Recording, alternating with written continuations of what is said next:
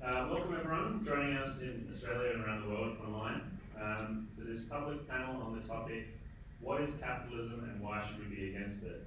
Hosted by the University of Melbourne chapter of the Platypus Affiliate Society.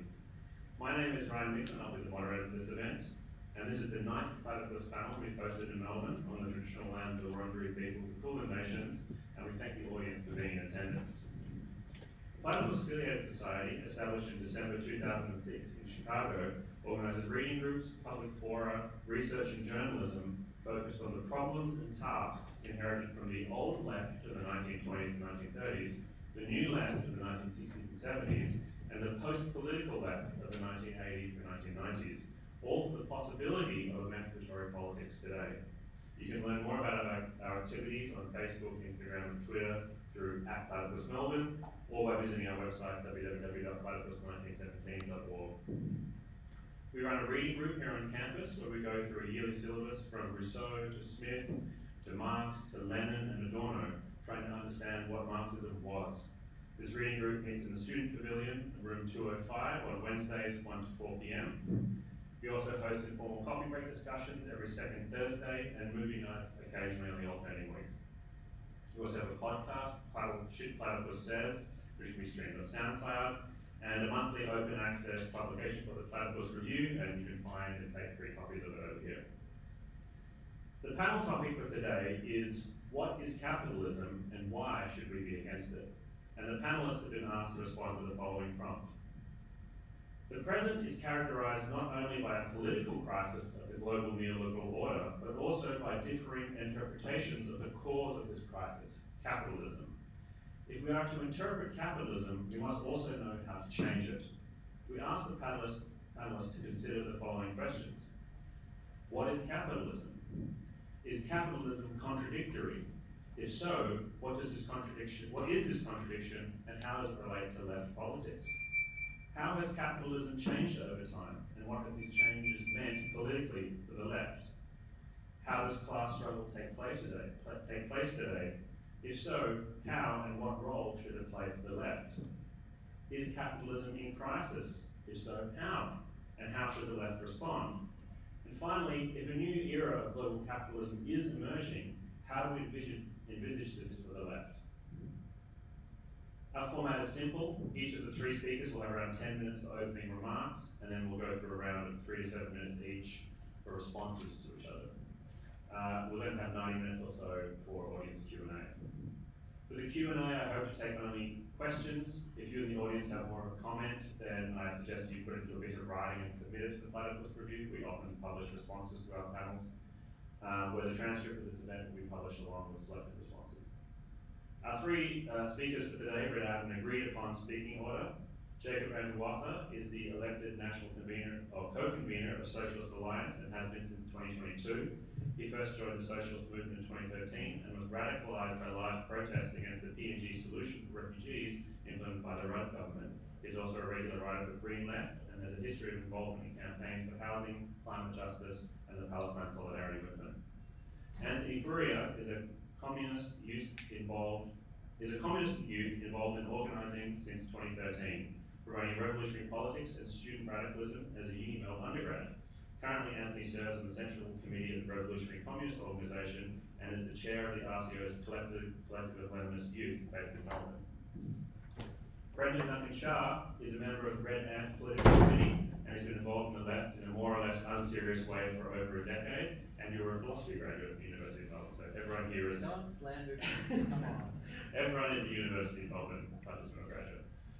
The event will conclude in under 2.5 hours before 7:30 p.m, at which point you're all invited to join us at the Clyde around the corner where we'll continue the conversation. And with that, I hand it to Jacob for opening remarks.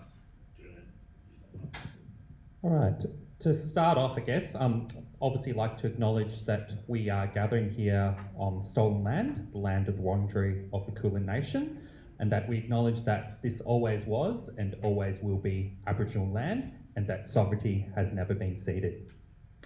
To kind of start off, I wrote for Green Left at the beginning of 2024 in terms of kind of answering the question of how we define capitalism today.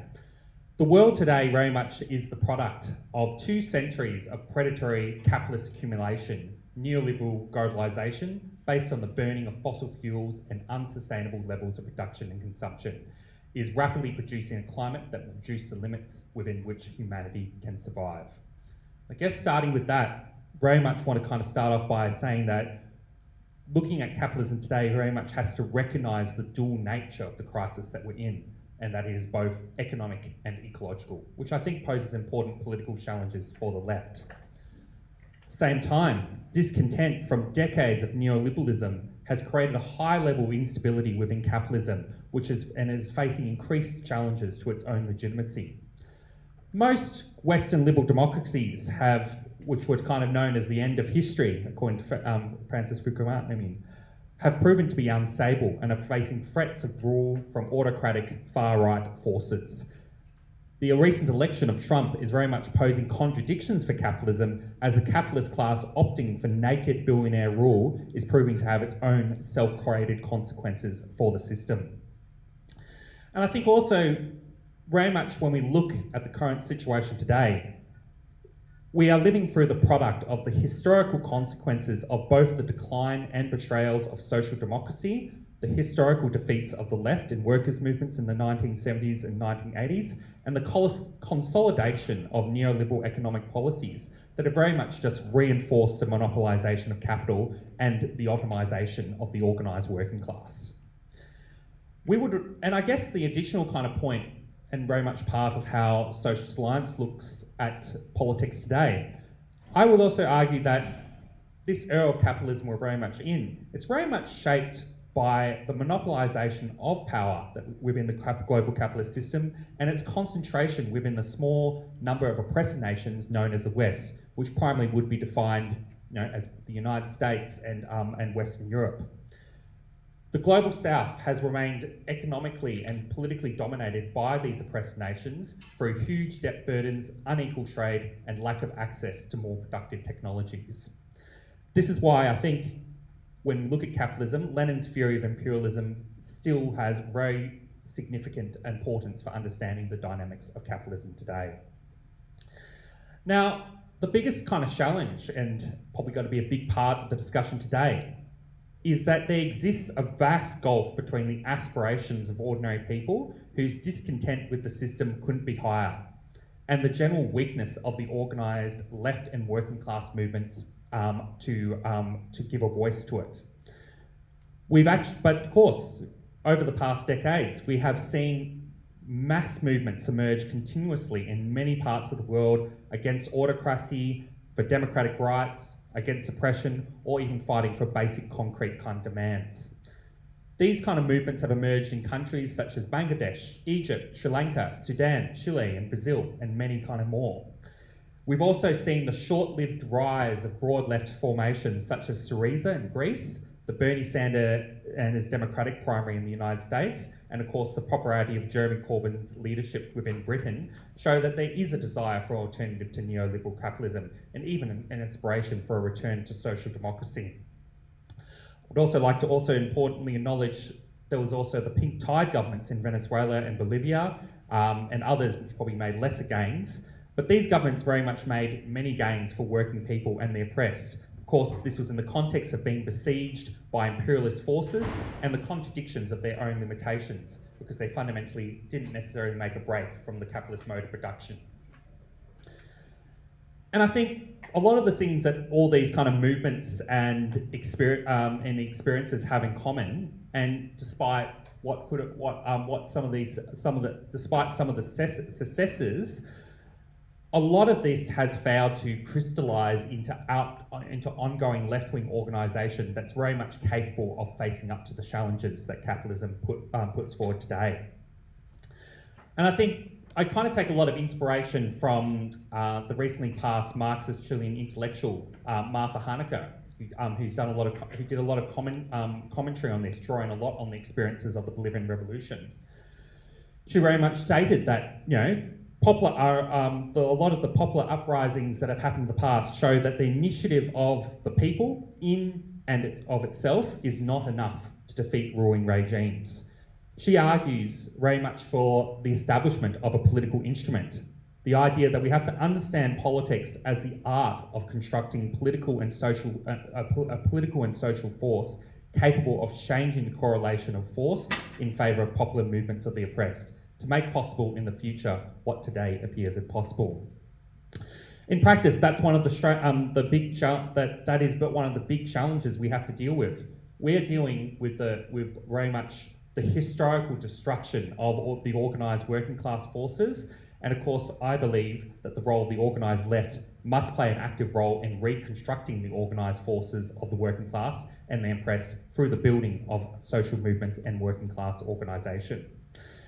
And I think it has to be guided by a fundamental vision, an organised movement with a clear vision that bridges the gap between the spontaneous anger of millions of people and a political program that stands for socialism and the fundamental break from capitalism today.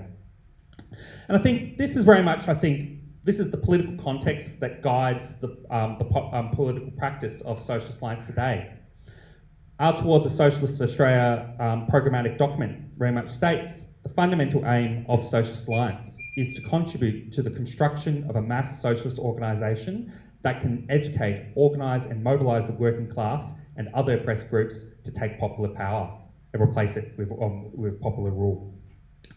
Our historical experience is very much of building our organisation. It's very much guided by the big challenge of how we can break the organised revolutionary left out of its isolation and connect with the broader forces, especially the organised working class in a struggle for system change.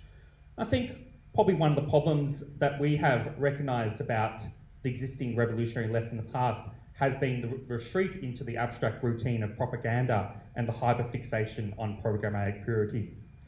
An example of this has been in how some revolutionary groups in the Anglophone countries of the recent past, practically those coming from the Trotskyist tradition, have been defined by highly elaborated and narrow programs on historical and theoretical questions as well as general strategy and perspectives.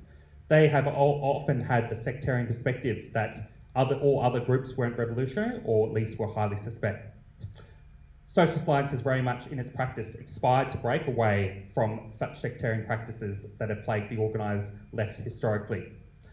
And whilst the development of a serious theoretical framework rooted in Marxist politics is important, I think one of the most important things is socialists today must be active on the ground and engage with the everyday struggles that emerge within capitalism, and that involves participation in political campaigns.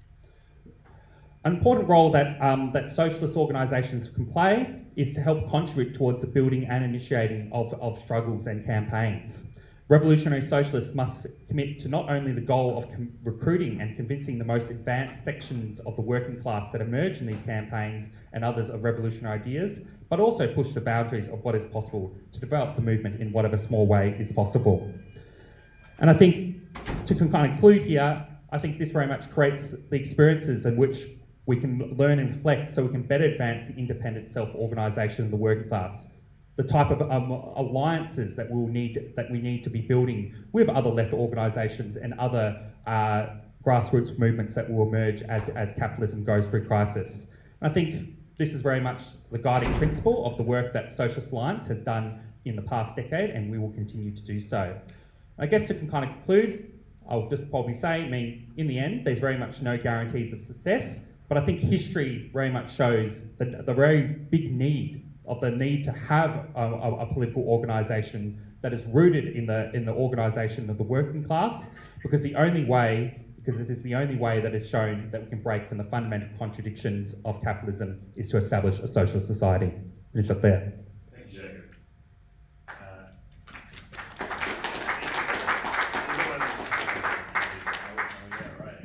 Cool. Okay, can I just go for it? Yeah, excellent. Good evening, comrades. Platypus has presented an excellent panel for us this evening. Thank you all for attending. I'd like to thank my fellow panelists for the speeches they have either already given or are about to give. Platypus also, as you heard at the start of the panel, sent us several sub-questions out of this large one, which of course complicated things enormously for me and made writing this entire thing a bit more difficult. But I've done my best to answer every single one of the questions, and I've done so in an order which I thought made sense to me, so not the order they were sent to me in, but that's okay. Rather boring, I know, but I prefer to keep things quite systematic, and I pray I can say some interesting things to keep you all from falling asleep. So we'll start off with the shortest question and the shortest answer, because I don't want to spend forever, which is, what is capitalism? Capitalism is, put extremely simply, a mode of production, a specific way of organising society, its production, reproduction, distribution, predicated on a vast array of social relations of production, and their associated such accompanying means of production. More specifically, capitalist production, and thus capitalism, is defined by generalised commodity production, wage labour, the division and dominance of abstract value, and thus the extensive, continued and ever-increasing self-valorisation of capital itself. Accompanying these defining features of capitalism are a range of other tendencies, developments and historical features of capitalism and of history in general that have defined its contemporary state as a totalising world system, constantly attempting to arrest history as it cannibalizes upon nature, people, and ultimately itself. The next question, we figured it out, so we can move on. The next question is whether capitalism is contradictory.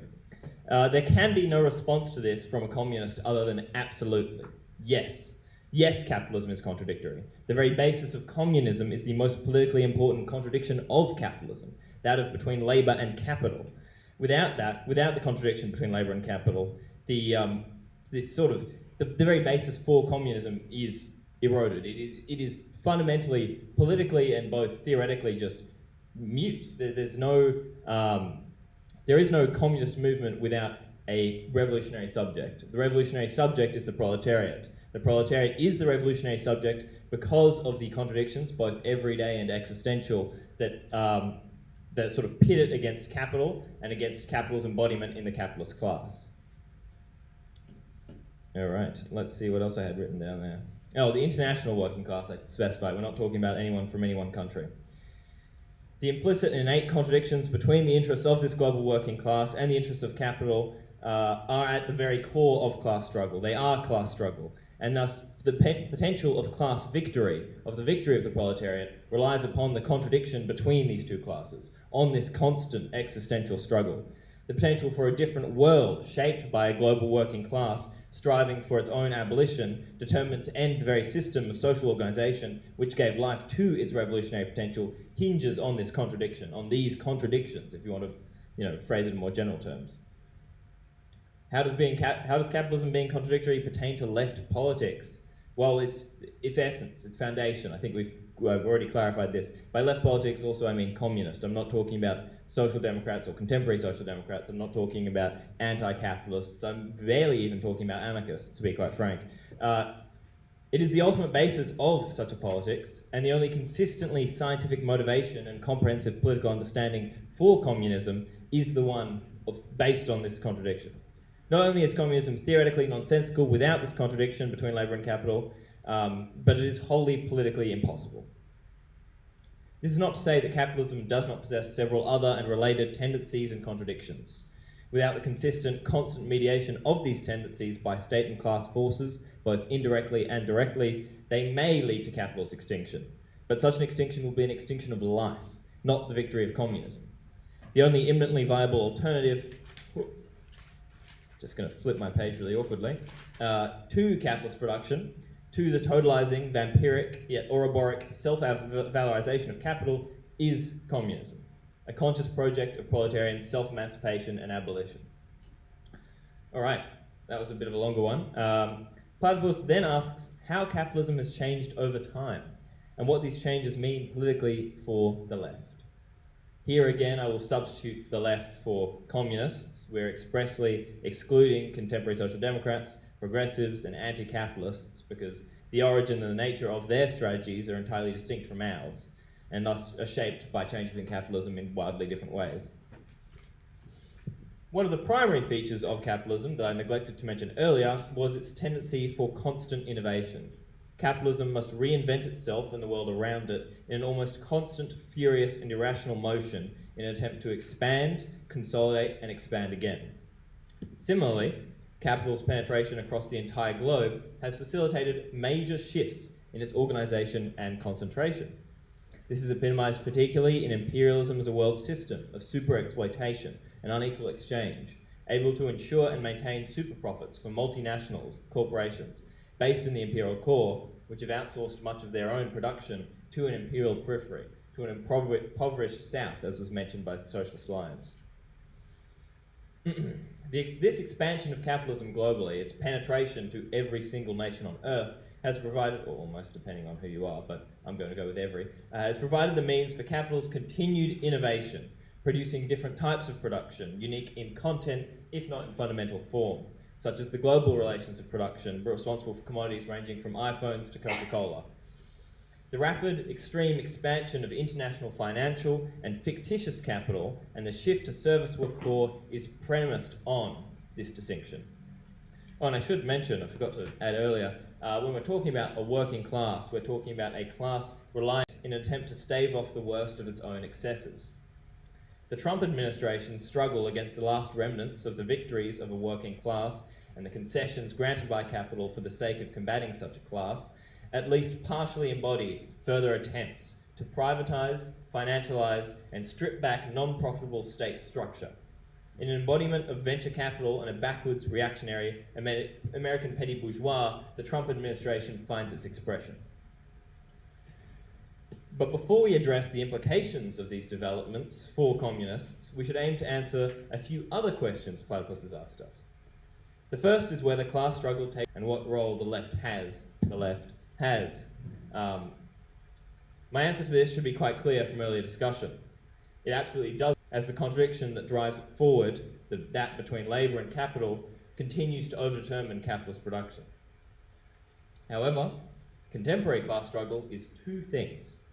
It is disorganised and it is relatively one-sided. Disorganised in that in the imperial core at the very least, the moments of sincere resistance by collective labour against capital are either spontaneous outbursts in the forms of protests, demonstrations and riots, or heavily choreographed instances of strikes and pickets, often mediated by a hesitant, conciliatory union bureaucracy quick to capitulate when politically viable. One-sided, as epitomised in the ongoing stripping back of any and all concessions granted by capital to labour in the imperial core. It is almost always capital on the offensive, and organised or disorganised labour in the retreat, routed, embattled, and encircled. Platypus further asks us whether capital is in crisis. Maybe. The distinction between capitalism in crisis and capitalism operating in a functional capacity is increasingly difficult to pinpoint. Is capitalism at risk of imminent total collapse? No, but it is certainly not particularly healthy either. Increasing financialization, speculation, and debt prop up production and exchange, and the fragility of such an arrangement seems to constantly teeter at the precipice, at the whim of an increasingly abstracted, volatile market force or market forces. Capital appears to be in a long-managed decline. Of course, we've been saying this for over 100 years, so, but this time I think we've got it. Crises of social reproduction and the total rupture of the metabolism between society and nature may not immediately concern capitalism, but they also remain potentially existential threats. Platypus then asks if a new era of global capitalism is emerging and what it may look like. I think we should interrogate here what we mean by a new era. A new distribution of capital globally, reflected and shaped by changing political allegiances, the return of inter-imperialist spheres of influence? Absolutely, that now seems to be almost guaranteed. But a new era in the same sense that the logistics revolution or communication revolutions have heralded? That remains to be seen. One could point to a multitude of developments to back up the case for such an era. Increasingly enclosed, monetized digital spaces, the explosive growth of speculative digital currencies, Harvey Millet's fantastic meme coin being one of them, the casualization and gigification of swathes of work globally, and the potentials of, unfortunately, I hate to say it, generative AI technology. But to see any of these as truly indicative of a new era and not an extension of processes and prior technologies would, in my view, be unwise. The trends remain the same: monopolization, financialization, valorization. If such developments are indicative of a new era, it is an era of increasing chaos for capital itself, a frantic scrambling to maintain and increase self-valorization, to expand beyond and break every limit it has now set for itself. It is an era that will be marked by an insanity, by the irrationality of capital, as it further breaks out of and consumes a world of its own creation. Rather than any coherent point of reference for this era, its point of reference will be precisely the lack of such a reference, a desperate search for productivity, and the violent suppression of wages. Throughout the questions I've addressed, I intentionally avoid answering three subsections raised by Platypus that I believe can be holistically summarized in a single question. What does this all mean for communists? Well, that's a big one. But there are two primary points that I think are worth engaging with. I'm glad I talked extremely quickly at the start because I was worried I wouldn't get to, I'd get over 10 minutes, but maybe I still will. All right.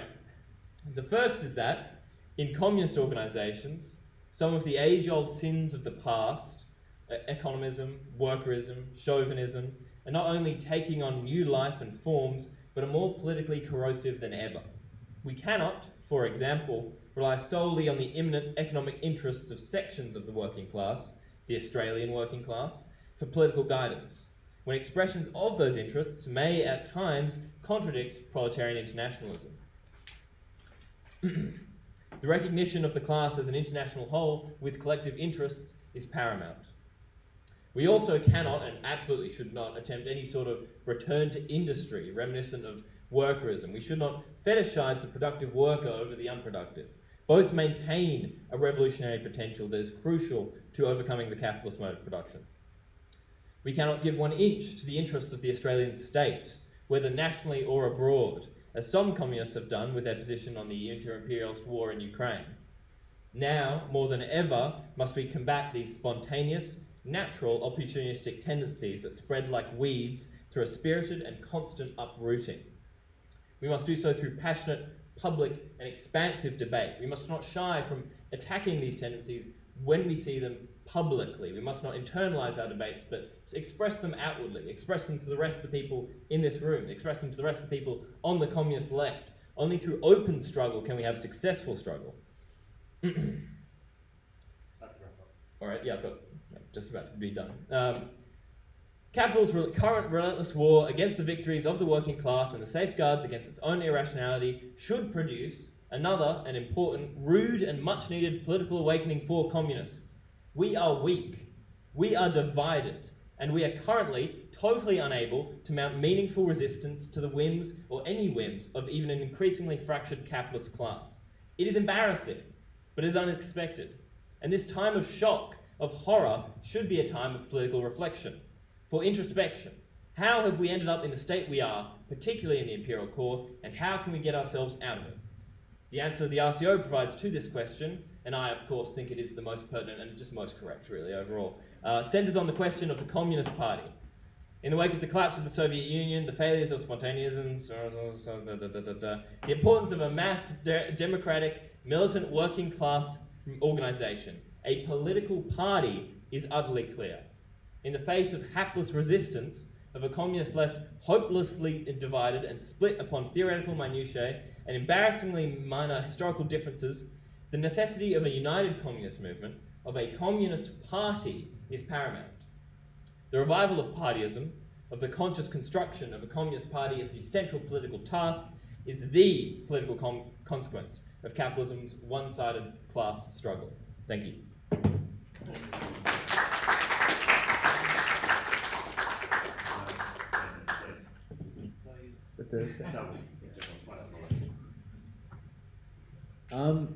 So thank you to Platypus Society for setting this up, and thank you to both of my co-panelists who gave fascinating, compelling talks. I have to also condemn Platypus Society, and particularly Ryan, for outing me as a philosophy student, outing all of us as a philosophy student. It's true, you gotta accept your sins, I think. The first time I met Jacob, actually, he's gonna be very embarrassed about this. It was maybe in, 2019, the Melbourne philosophy. Was it 2019? Yeah. I feel like it was even before then. Yeah, but Jacob, he always used to rock up and, provide these highly articulate, Marxist perspectives on basically everything we were discussing. And I was like, who is this guy?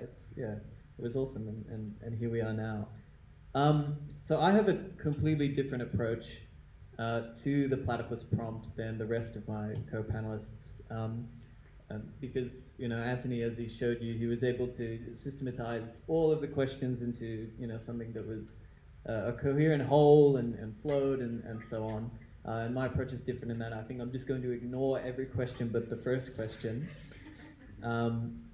which is an important question, and I think things can flow from that. And luckily, we have some time for a discussion. So I think one way you can approach this question, what is capitalism, is you can go over the 101 definition of capitalism a little bit, but I think much more useful is for maybe me to explain a little bit about why Red Ant goes on so much about imperialism when we're talking about capitalism. Why do we think that to understand what capitalism is, we need to understand what imperialism is?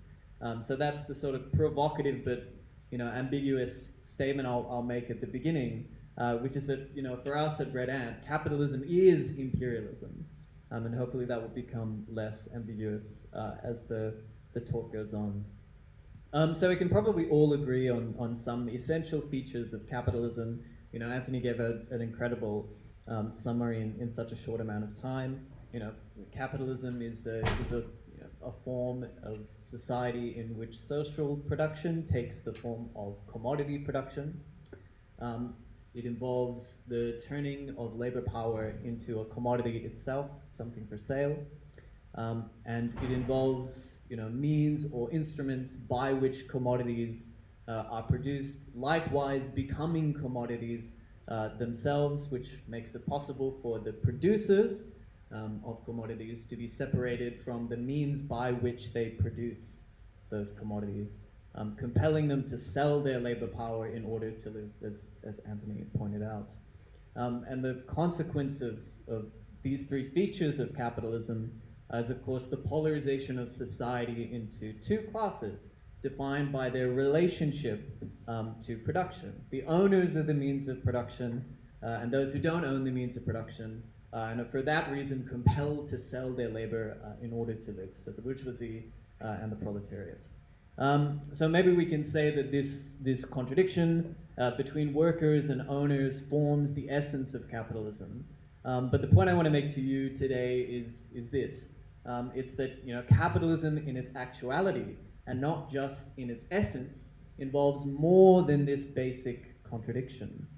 So Marxists have sort of long recognized that even in Marx himself, when he brought the perspective of historical materialism to society, he didn't look at things just from the perspective of the capitalist worker antagonism. In the third volume of Capital, you can read Marx talk about the three great classes of modern capitalist society. The capital owners, the wage laborers, and the landowners. And in the 18th Brumaire, where Marx applies historicalism to the contemporary French conjuncture, he goes even further. In addition to the bourgeoisie and the working class, he refers to large landowners, to the financial aristocracy, to the peasantry, to the petty bourgeois, to the lumpen proletariat, to the middle class, to the industrial bourgeoisie, and to what he calls the high dignitaries. All of these elements of society are necessary, Marx thinks at least, to explain the concrete situation in France in the middle of the 19th century. And I think that the lesson that we can draw from Marx's analysis is this, that capitalism does not just refer to a set of general laws of economic motion which are outlined in Capital, but to the concrete system of capitalism. So the conjunction of those general laws with concrete circumstances, which may be historically contingent. So our situation and the sort of balance of class forces, the world over, they're determined by the way in which the concrete facts interact with the general tendencies, with the way in which the facts and the general tendencies hang together as a whole. I think, Anthony mentioned it, Jacob mentioned it, but capitalism, operates on the level of a system, of a whole whose parts are related to one another and they're related to the system itself. But maybe we can talk about this in the discussion a bit. I think we're going to have to dig deep to find some disagreements, but I'm going to try and produce some disagreements, hopefully. But the point that I want to make is that to understand the state of any one part of the system, any conjuncture in Australia or in the global south or in the United States or whatever, you need to consider how things look at the level of the whole. And that's why Red Ant places such a big emphasis on imperialism. Because for us, imperialism doesn't just refer to things like economic sanctions or military interventions, although it does, of course, refer to these things. Imperialism refers for us instead to the unequal structure of the world capitalist economy, the polarization of the world into a small group of rich countries and a large group of poor countries, which is also a definition which Jacob mentioned. So that's why we put emphasis on things like unequal exchange and super exploitation and uneven development and so on. And that's not a special interest. It's because, from our perspective, these facts overwhelmingly determine the balance of class forces on the world scale. They're the most important things to look at when analyzing our current conjuncture. It's easy for us to forget in the global north, but 85% of the people in the world live in the global south. So these are the two elements of capitalism and the definition of capitalism that I like to sort of bring into view today for our discussion. So the first is that actual capitalism, the real system in which we live, cannot be understood in terms of the general laws of economic motion alone, but must be understood as the combination of these laws with concrete circumstances. And that means looking at things not just in terms of workers and capitalists, but also in terms of a whole host of other class formations and social strata, and importantly, differences within the class as well. And the second point is that actual capitalism must be analyzed from the perspective of the whole, which for us today, and I think for both of my panelists, is the global polarized capitalist economy. So I guess I'll finish up by foregrounding why this approach is so important to us.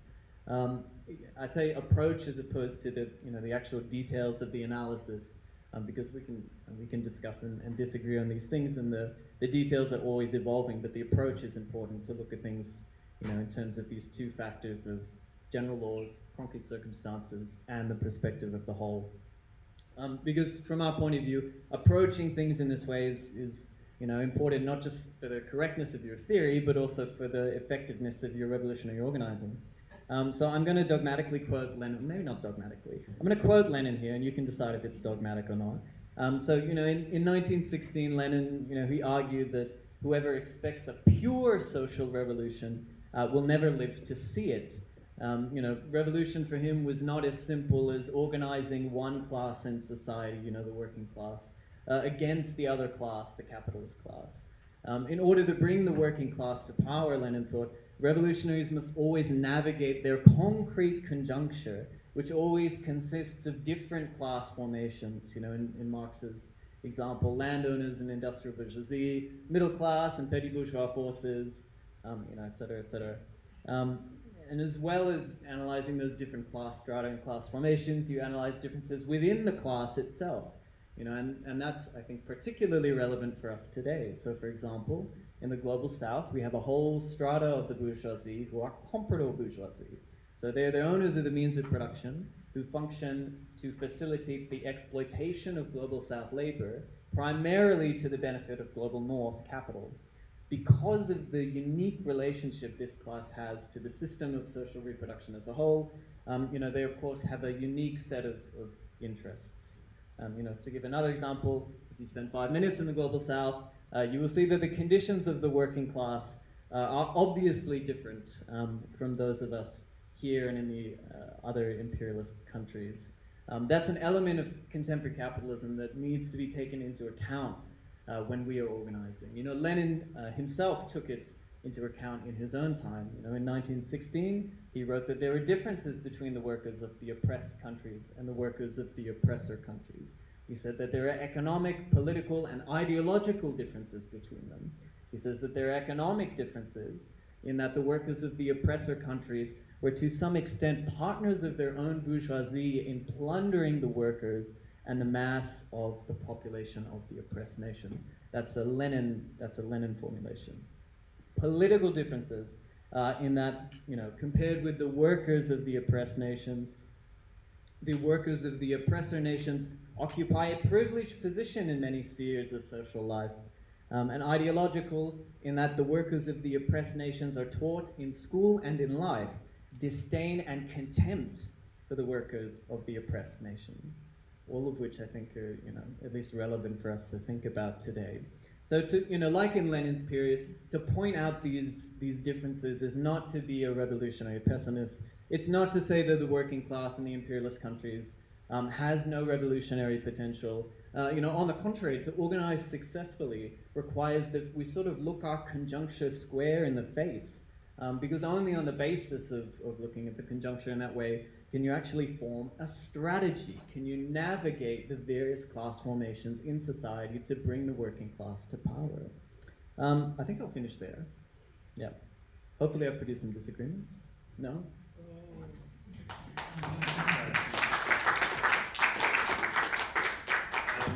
Very quickly before we go to the responses, I just wanted to touch on a few points that maybe you had in commonality. It seems that all in some sense reference this global north, global south distinction. That seemed maybe less so for Anthony, but that seemed to be quite a central way of conceiving of capitalism, or effective capitalism. So maybe could you clarify how that distinction features into your politics? But the last thing that both Jacob and Anthony brought up was Trump, and that the new, in some sense, the prompt poses is, let's say, the last decade or so, proposing a new form or a new era of capitalist politics. And you both mentioned Trump, and how is Trump emblematic or symptomatic of a kind of transformation of capital? So, Jacob, do you want to start and respond to the other one as well as my provocations? All right. So I guess to kind of start off responding to, I guess, that kind of initial point about Donald Trump, whether he represents a new era, whether it represents a new era. Whether it represents a new era in capitalism. I mean, I think it's still a bit unclear, actually, politically, what Trump actually kind of means. I guess to kind of expand a bit on some of my political points, where, I made a point about how, the capitalist class opting for naked billionaire rule is proving to have its own self-created consequences for the system. Now, there's a few things you can kind of point to there. For example, the Trump administration cutting of US aid, like in any kind of rational from the rational perspective of the capitalist class, there's a question kind of posed, why would you do that? Because in a sense, US aid is very much responsible quite directly for reinforcing a lot of important kind of soft power within the capitalist system. That all intersects with a lot of what Brendan talked about in terms of the world imperialism system. On the other hand, there's another analysis that can point to is, well, Trump could actually be his signal of cutting of US aid and also pulling back from the Paris sort of agreements might actually be, in a sense, trying to kind of reinforce a different way of ruling capitalism, which is, in a sense, they are very much opting for an approach where every nation is for itself. There's no need to have this formality about the kind of rules-based sort of global order, etc. And I think there's so those are the kind of debates. Those are the kind of things I think that we still need to kind of have to play out. And I guess another argument, another analysis I've sort of that some comrades have sort of toyed with, haven't really put it to paper, is what if this whole idea of the rise of the far right, and especially in Germany, Western Europe, and of course the idea of Trumpism politics, what if it's all just about legitimizing neoliberal capitalism? Because in a sense, if you're looking at it from a purely electoralist kind of point of view, the best thing for the Democrats is that we have 4 years of Trump, because it's actually, in a sense, the best way that they can get elected because no one, as you can see in the 2024 election, nobody wants to vote for that sort of liberal kind of technocratic liberal capitalism anymore. It's failing to have any kind of legitimacy amongst people. I guess to kind of respond to kind of a few points, I mean, I think just in terms of Brendan, I mean, I think that probably very much socialist lines and Red Ant probably share a very similar kind of understanding of imperialism, but I think there are very much real political differences in terms of our kind of political kind of conclusions. I mean, the first obvious kind of difference is obviously on the question of the Ukraine war, which I think we have a lot of disagreements on, in a sense that I don't agree that we can kind of reduce everything in Ukraine to a proxy war between the West and Ukraine, and I also think that the aspirations, regardless of the politics of the Ukraine masses themselves, which obviously are completely confused, contradictory, I think there's a bit of a disagreement there. Whereas obviously fundamentally we have the same kind of theoretical framework in terms of how we understand imperialism. And I guess to expand on this important point of relative privilege within the working class. Now, I think that there is a kind of perspective kind of more advanced by, unfortunately they're not in the room today, but more the Cliffite sort of tradition within socialist alternative. And I guess having gone to one of their sessions, they would argue, I guess, a kind of perspective that, okay, there's not necessarily these big political differences because the working class is equally exploited in both the global south and the global north. The argument that they kind of make is that, you know, capitalist exploitation is just more intense in the global south, when actually that's false, because in a sense, the reason that we can't ignore the fact that the reason that the global south is poor is because the global north stole its wealth. That's a fundamental starting point there. But also in terms of the actual kind of experience of being an Australian working class person, I can go to Indonesia, have a holiday, enjoy all the on a relatively medium working wage, a worker in Indonesia with a similar level of income in the context of their own country cannot do the same thing. In fact, they're prevented from having the same relative kind of privilege that an average Australian working class person could enjoy.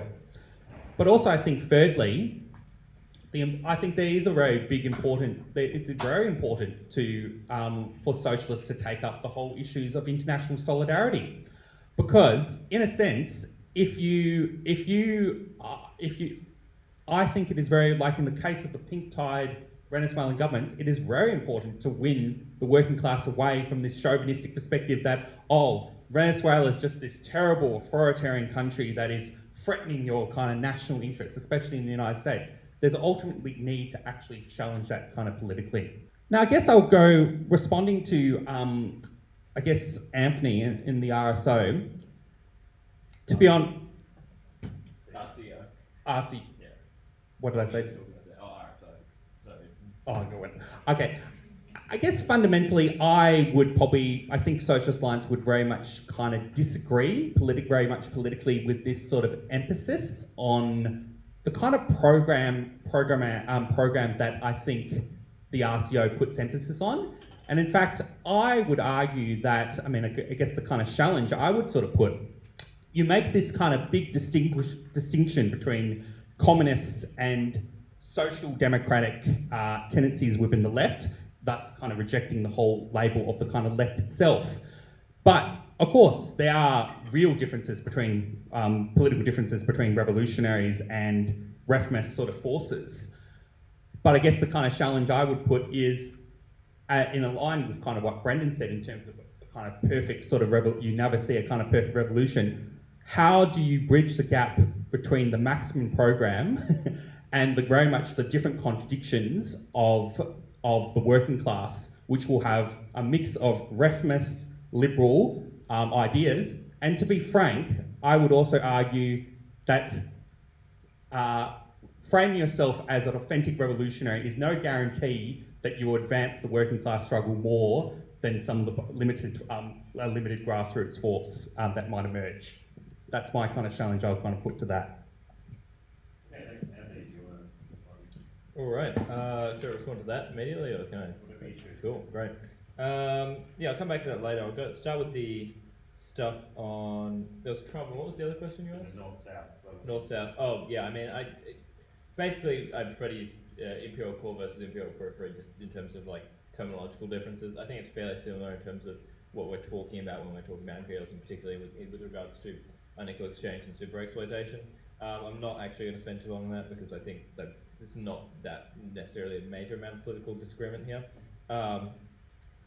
When it comes to Trump, though, I think this is sort of an area where Jacob and I would disagree, in that I think it's reductive to call Trump open rule by, or just call it the capitalist class, the open rule of the capitalist class. Of course it is, because it's, you know, he's a capitalist, I mean, very directly, but also he is backed by large swathes of the capitalist class. But I think this is when Brendan was talking about the importance of analysing differences between or within classes, class forces. I think you can sort of understand Trump as a symptom, and particularly backed, and I think this shapes his policy and his character, particularly backed by certain sections of US capital, sort of like a small business, middle class America, which has been struggling politically and economically for some time, and but also with the forces of globalized capital. But also I think sections of venture and finance capital which are imminently needing or wanting this mass deregulation. I think Elon Musk is a good example of like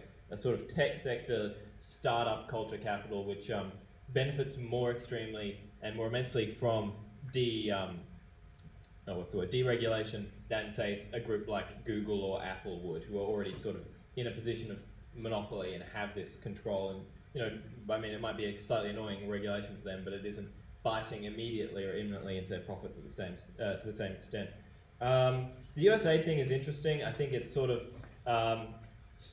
you know, while it may at first appear to go against the intrinsic rationalities of sort of this capitalist state and of the US imperialist interests, I think it's quite clear that a lot of the functions of US aid are just sort of being incorporated into the Department of Homeland Security, I don't know, Department of Defense, basically alternative government departments, which I think sort of, you know, diminishes the extent to which this is actually impactful for US imperialist forces.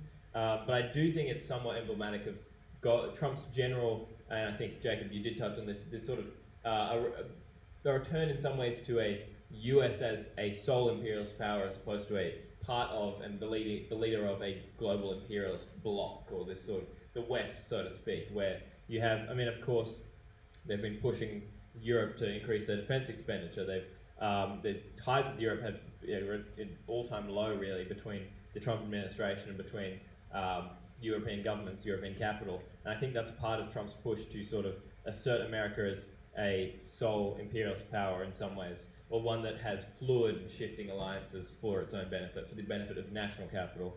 I think sort of leading on from that, while Trump's program may seem, and it is quite sclerotic and confused, I think it's fairly clear that one thing he is pushing for, and I think the sort of reorientation of his geopolitical allegiances is actually part of this, is then the tariffs and everything, is a return of US manufacturing. I mean, I think it's been pretty clearly on the agenda for a long time. I think this is in the interests of certain sections of US capital, and it requires a massive hit, if it would ever be successful, to US wages and to the working class of the United States. And I think there will be a concerted push in the future. I think this is sort of, that's part of the clear political agenda, is to really enhance and return some sort of domestic industry. What else? There's a lot here, actually. I'll come back to the, let's see.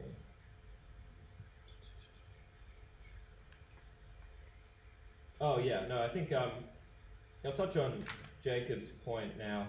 The sort of the distinction that I used between sort of communists, let's say, and social democrats. I mean, I think for one, I did it for political reasons. I think for sake of political clarity, when I'm talking about the consequences for communists, because I do think, I mean, it's sort of unavoidable that the political consequences for communists who have a clear revolutionary aim is going to be distinct from the political consequences for social democrats in significant ways. And then when I'm say social democrats here, I'm very expressly referring to contemporary social democrats. I think you use the term reformist to describe some of these forces. I would heavily contend that sort of definition if we're talking about reformist in the sense of being an actual socialist, wanting or desiring a socialist society. I think the contemporary social democrats are, for the most part, neither social nor democrats, in that they are just sort of, I mean, you know, they're fully lackeys of capital and incorporated to capitalist ideology and market systems and understand the reliance on this. There's no, they're reforming to what exactly? It's a different form of capitalism is what they're reforming towards. And I think reformism in its true sense of the word means socialists who are reformists, who believe in using the capitalist state to achieve socialism in some form or another.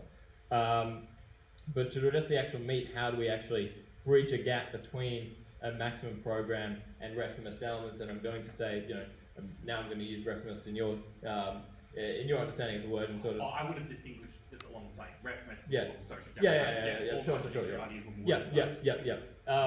But to you know, bridge the gap between those who are not revolutionary and those who are, in that sense, like the sort of those who maintain liberal, reformist, social democrat ideologies. I think you mentioned the maximum program here. I mean, I think the solution is a minimum program for workers' power, and I think there isn't a need to, you know, of course we're going to work with, in particular, social democrat, say, union forces or class forces as they arise in spontaneous struggles for the advancement of working class interests. But I think ultimately the only way to achieve political power, for the working class to achieve political power, is to win broad layers of society. I mean, to first of all unify the communist movement and then unify the communist and the working class movement. But by doing so, winning broad layers, and in doing so, as part of doing so, winning broad layers of society to a minimum program which actively spells out the conditions for working class power. I think that's, you know, the RCO adopts a maximum minimum program for that reason. I think that's about it here. We can come back to the other responses as well. Yeah. Cool. Yeah, so I want to, lots of interesting discussion, comrades. I want to weigh in on 2 points. The first point is Trump. And my feeling is that you both have, like, you know, you're more around the issue than I am, right? I think in general, it is very tempting to go with that he's just a dope-like interpretation, right? That he doesn't understand the function of things like USAID and so on, and that's why he's pulling this back. But then on the other hand, I think that we do probably have to look at, you know, this analysis of differences within the class and, you know, competing sections of class forces within American society. But then again, that's tough because, you know, people say that Trump and Elon Musk, for example, are representative of two different phases of, you know, the history in the American bourgeoisie, right? You know, Trump is the tech CEO and so on. And it's sort of difficult for me, I suppose, to sort of hash out exactly what the interests of that class are and how those interests are actually coming across in sort of Trump's policies, which seem, you know, more and more irrational. For example, this stuff about immigration, there was that big, you know, conflict basically between sections of the bourgeoisie earlier when, you know, Elon and Vivek Ramaswamy were very, very very, very pro-immigrant, which, you know, conflicted with the petty bourgeois, you know, middle class base that constitutes, you know, I suppose most of the MAGA movement, I guess you could say, right? So I don't have a handle around those issues. So that's just one thing to think about. I think we're teetering on the sort of edges of some substantive disagreements here. Substantive disagreements around, you know, really fundamental questions which socialists have spoken about for, you know, hundreds of years at this point. What is a class? What is the function of a party? What is class consciousness? Is that different from socialist consciousness, for example? How do you go about developing class consciousness and socialist consciousness? And so on. So I want to try and bring the conversation a little bit back to those themes. Maybe we can have a discussion because, you know, people should not get the wrong impression about the left opinion of imperialism in this country from this panel. This panel is very, very, I would say, unusual among the left, right? So the amount of agreement that you're finding here is is not something that you should expect everywhere. So I suppose I want to pose a question to my comrades here about what they consider the function of a party to be, because you spoke about it quite a lot in your opening remarks, Anthony. And you, Jacob, sort of spoke about it the whole way through. So I wonder if you could weigh in on that.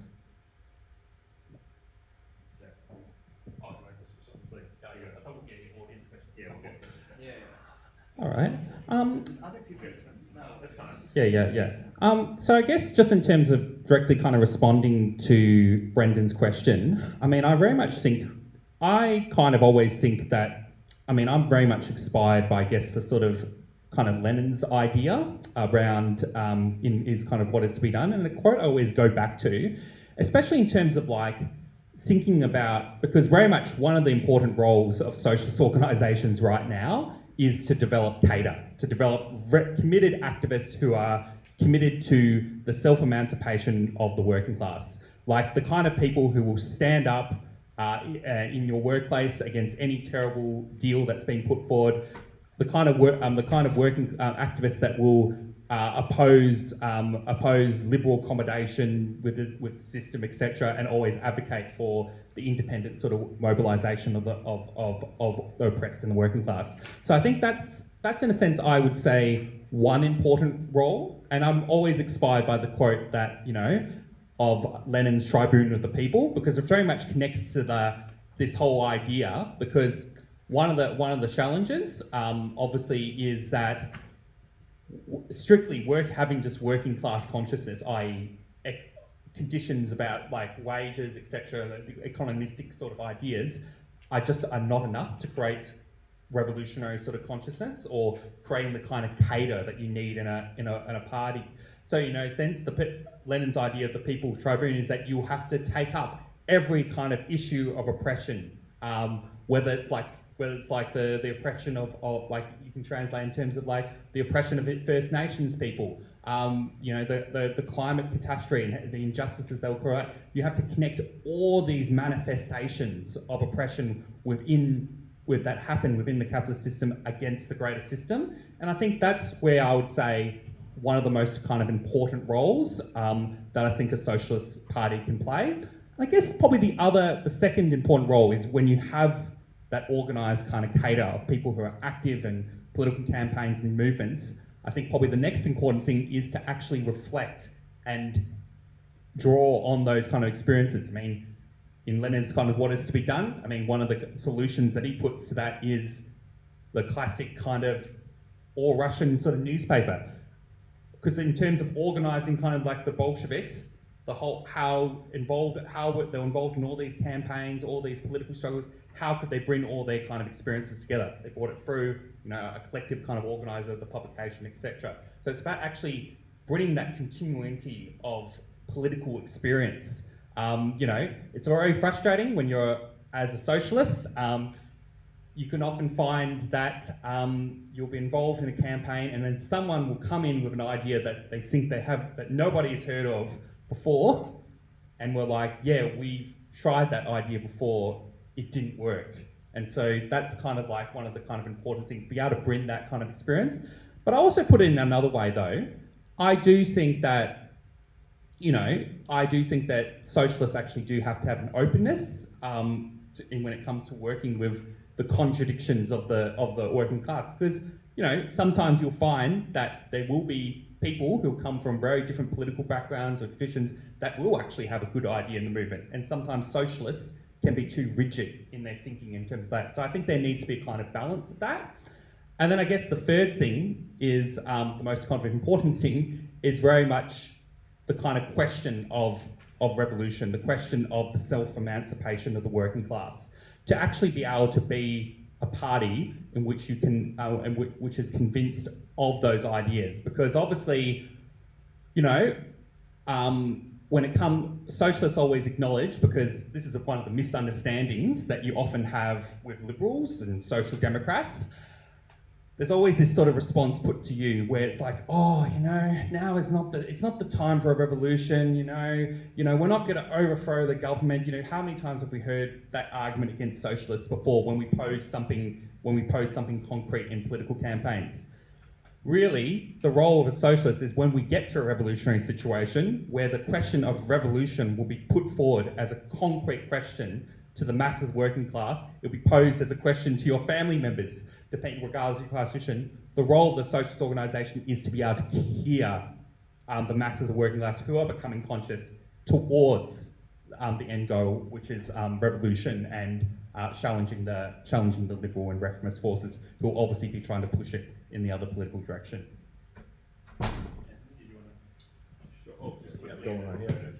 Yep. Yeah, I'll be quick. I'm sympathetic to Jacob, the interpretation of sort of Lenin in terms of going out and involve the Socialist Communist Party should be involved in all these different struggles, not just the purely economistic ones. I mean, I think that's clearly, particularly in reference to democratic struggles. I think that has been an emphasis of the RCO for a while, is the importance of, both sort of, of course, First Nations, women's struggles, and all these different sectors, but there's the bringing back democratic struggles into actually communist organising and bring that as part of organising, I think, is an interesting question to raise, but sort of aside. I think a lot of the stuff that was mentioned, there's not really much disagreement in terms of these are certainly activities that a Communist Party would be doing and certainly things that a Communist Party would be working towards, but I think we can be a little bit more ambitious, to be entirely honest. I think when we're talking about a Communist Party, we should be talking about a mass democratic party. And when I say a mass party, I mean a mass party in a sincere sense. I mean, a Communist Party should be aiming to incorporate, at least within the layers of its sympathisers, if not its members, the broadest possible, like the working class as an organisation should be the representative of the working class. Bring them to communist politics. It shouldn't do that through hiding its sort of revolutionary tendencies or attempting to sort of bridge the gap by compromise on its fundamental political goals. It should do that through consistent agitation work, consistent practical work, consistent theoretical debate.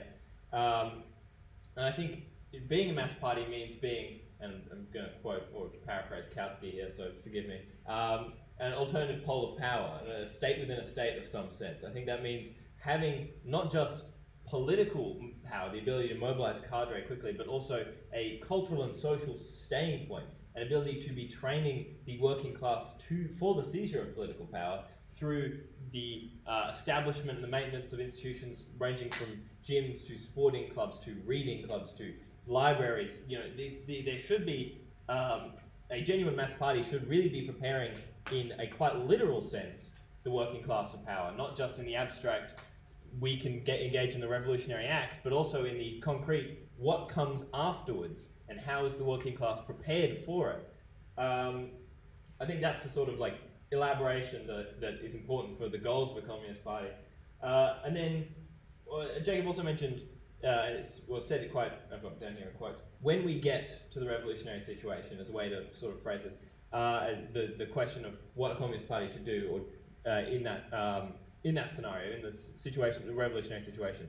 When we get, I think it's certainly not impossible for a revolutionary situation to emerge spontaneously. It's happened before, it will happen again. There'll be moments of crisis that can and should spur working class, elements of the working class masses into struggle. But I also think that if we frame it purely in terms of when we forget that a communist party, and one of the goals of a communist party, should be to induce this sort of situation. I think it's not just a waiting for the right moment, but it is also a active engagement with the contradictions imminent in capitalist society, imminent in any sort of, to produce that moment, that breaking point. History needs a push, and I think that's sort of part of the goal of the Communist Party. All right, did you want to say a few? Yeah, I would love to answer my own question.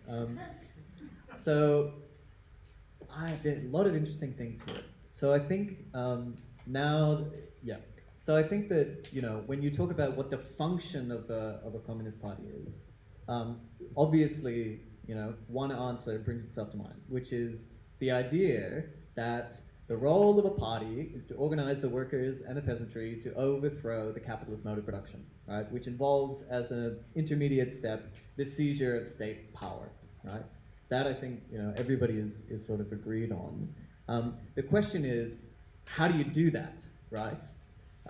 And Jacob and Anthony and me, we do come from certain, I would say, slightly different traditions. So, Red Ant, we identify as a Marxist-Leninist party, and we would say that, well, to do that, you need a vanguard party of a certain type with a certain internal organizational structure, whether that's opposed to what Anthony says is a mass party or what Jacob says is a broad party. I think that's something we'll have to flesh out, but at the very least, Alliance and the RCO don't identify in that same way. But we do, and the reason that we do is because of this problem that exists in any capitalist society, which is, from our perspective, the contradiction between, on the one hand, the fact that the emancipation of the working class has to be their self-emancipation, and then on the other hand, the idea that the dominant ideas in society are the ideas of the ruling class, right? So that gives you a problem, which is that if the dominant ideas in society are the dominant ideas of the ruling class, then it follows that the working class will not spontaneously produce socialist ideology through its own organizing. And historically, that's been shown to be true. Lenin, I think What Is to Be Done is a good sort of framework to have this discussion, because that's where we sort of view him thinking through these problems with a lot of depth, right? And he says that historically, the working class has only been able to spontaneously produce trade union consciousness, which is consciousness of their need for better living conditions, for better wages, for better working conditions, a certain amount of hours in the work week and so on, right? But they have not been able to spontaneously, as a whole, generate the idea that their class interest as the working class lies in the abolition of the capitalist mode of production, right? For that, there has always needed to be an independent organization. So for us at Red Ant, we view the point of a party is to develop socialist consciousness among the working class, develop the idea that the capitalist system needs to be not reformed, but just totally abolished, right? And then the further question is, well, how do you do that? And Jacob and Anthony have pointed to the idea that you have to be involved in mass struggle. And this is something that Lenin also says, of course, right? But the key point is why he said that. Why do you need to do that?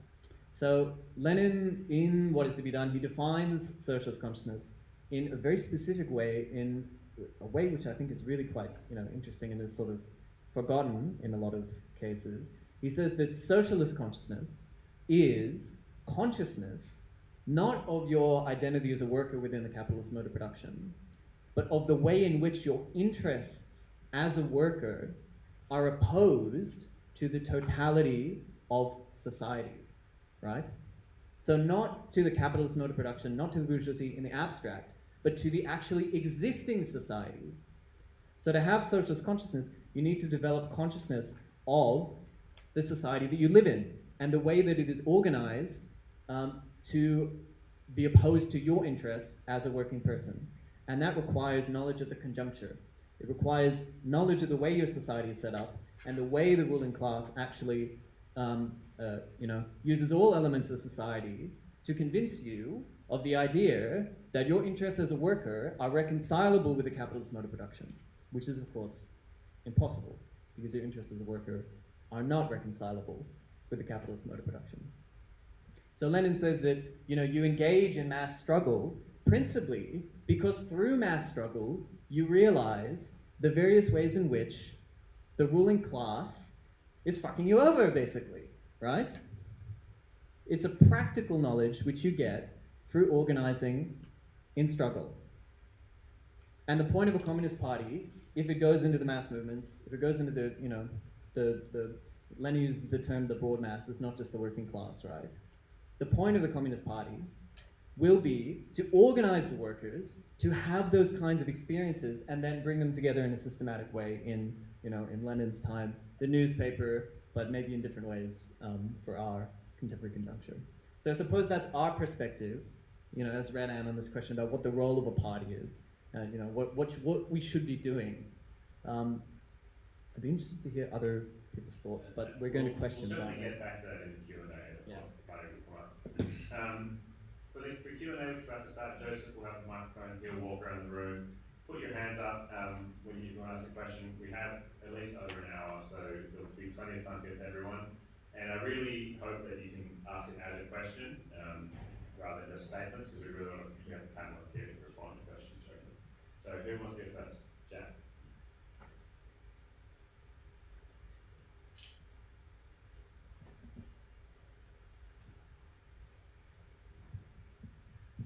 Thank you to Platypus and the panelists. My question is about civil society. How has capitalist development historically had an impact on broader civil society? And to what extent is a revitalization of civil society required for left-wing emancipatory politics today? And Anthony started to talk about that very briefly when you spoke about, broader social and cultural ties of working class culture.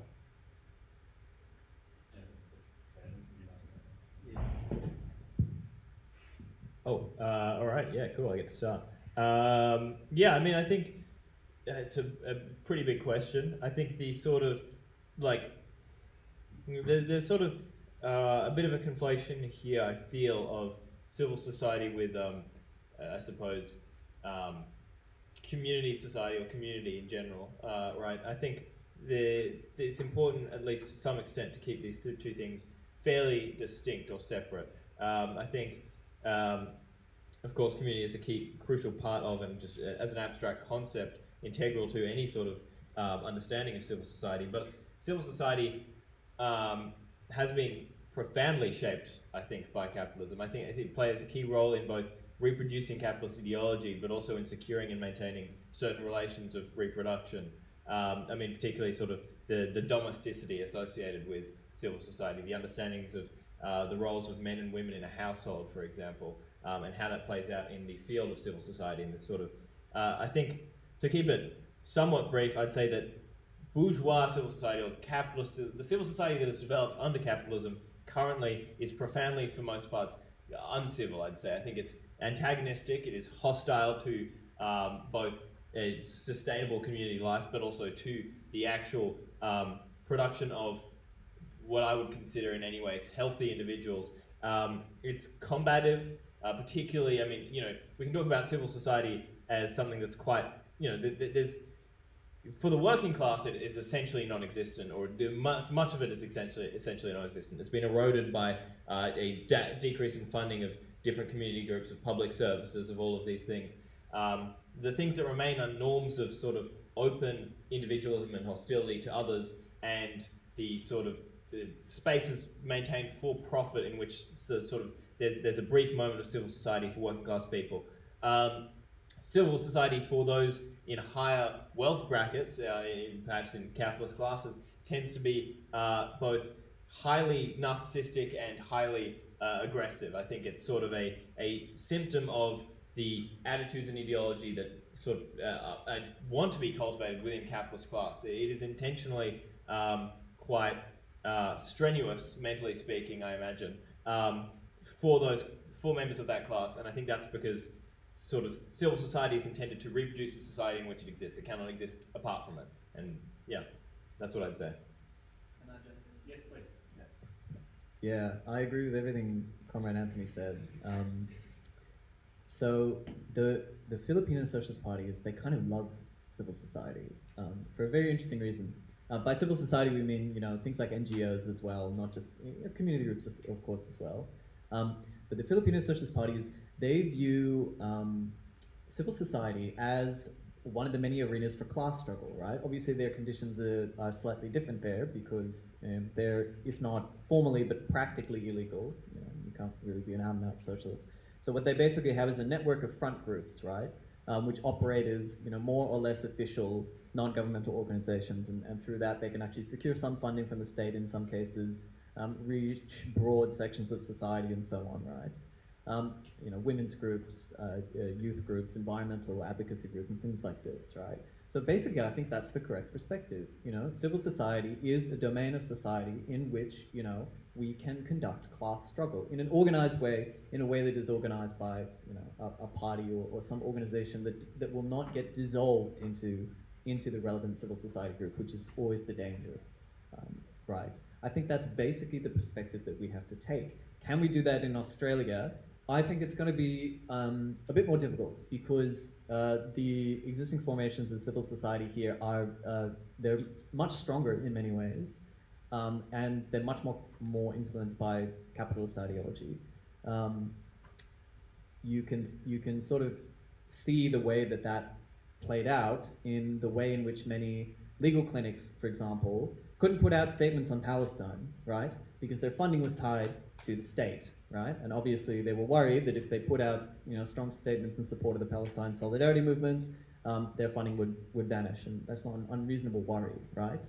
How you navigate and negotiate that particular conjunctural problem, I don't think there are any easy solutions to it, but I expect in Australia and the other rich countries, we would run into that more and more. Yeah. Yeah, so to respond to this question, interesting enough, I think years ago I might have had a bit of a political discussion with a leader of the Communist Party of India, Marxist-Leninist Liberation, about this kind of question, because I think it very much there is a bit of a thing about the nature of like how you define the working class from a kind of Marxist sort of perspective, because actually one of the things that we often deal with as well is the working class is not just motivated by their own immediate economic interests. They can also be motivated by their own values. They can also be motivated by their own interests. Like, I'm sure all of us have hobbies. We're interested in literature, poetry, all that kind of thing. So yeah, that can often be, and I guess in my sort of political experience, especially drawing on, I guess, some of the work that we have done on the local council with our elected socialist councillor, a lot of the kind of issues that we've had to kind of deal with have been on the kind of basis of civil society. Like, for example, when the council has threatened to kind of shut down the outdoor pool or cut a kind of service, and also some of the other positive demands that we've often mobilised residents around. And in fact, this is one of the big things about the Merribeck, living in Merribeck. That's why everyone on the left loves to live in Merribeck.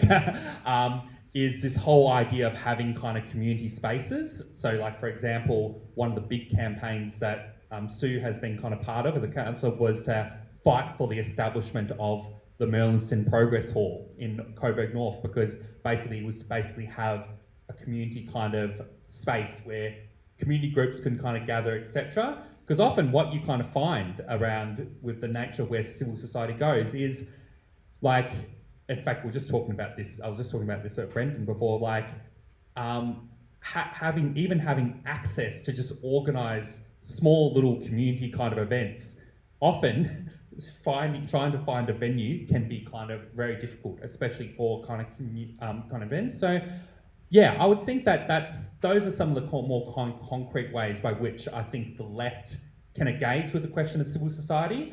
But of course, even in other parts of the world where there are mass sort of left parties, for example, like I'm aware that the Workers' Party of Belgium, for example, has managed to kind of build itself through the establishment of free clinics and also involving themselves in other kind of community sort of campaigns. But yeah, I guess you can say that, but obviously one of the political dangers, obviously with this, and probably one of the big challenges, is when you are engaged in these kind of campaigns, while it's overwhelmingly true, they can serve as points of politicisation for working class people, because obviously it'll be working class people who are most impacted by access to community halls, community spaces, or even like sports, for example. Overwhelmingly, there can be an element where the class element can be invisibilised, because obviously in a country like Australia, a lot of people will be motivated by the more liberal concerns of being involved in these kind of issues. And I think that's obviously something that we have to be consciously kind of aware of, and obviously some of the challenges with how you build these kind of community campaigns and contradiction you have to deal with. Finish up there. Great. Next question. Yes, thank you.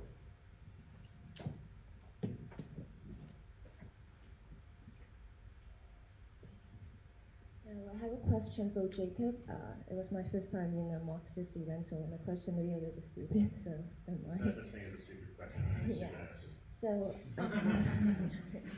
so I'm from China. I guess I may be the only one here from China.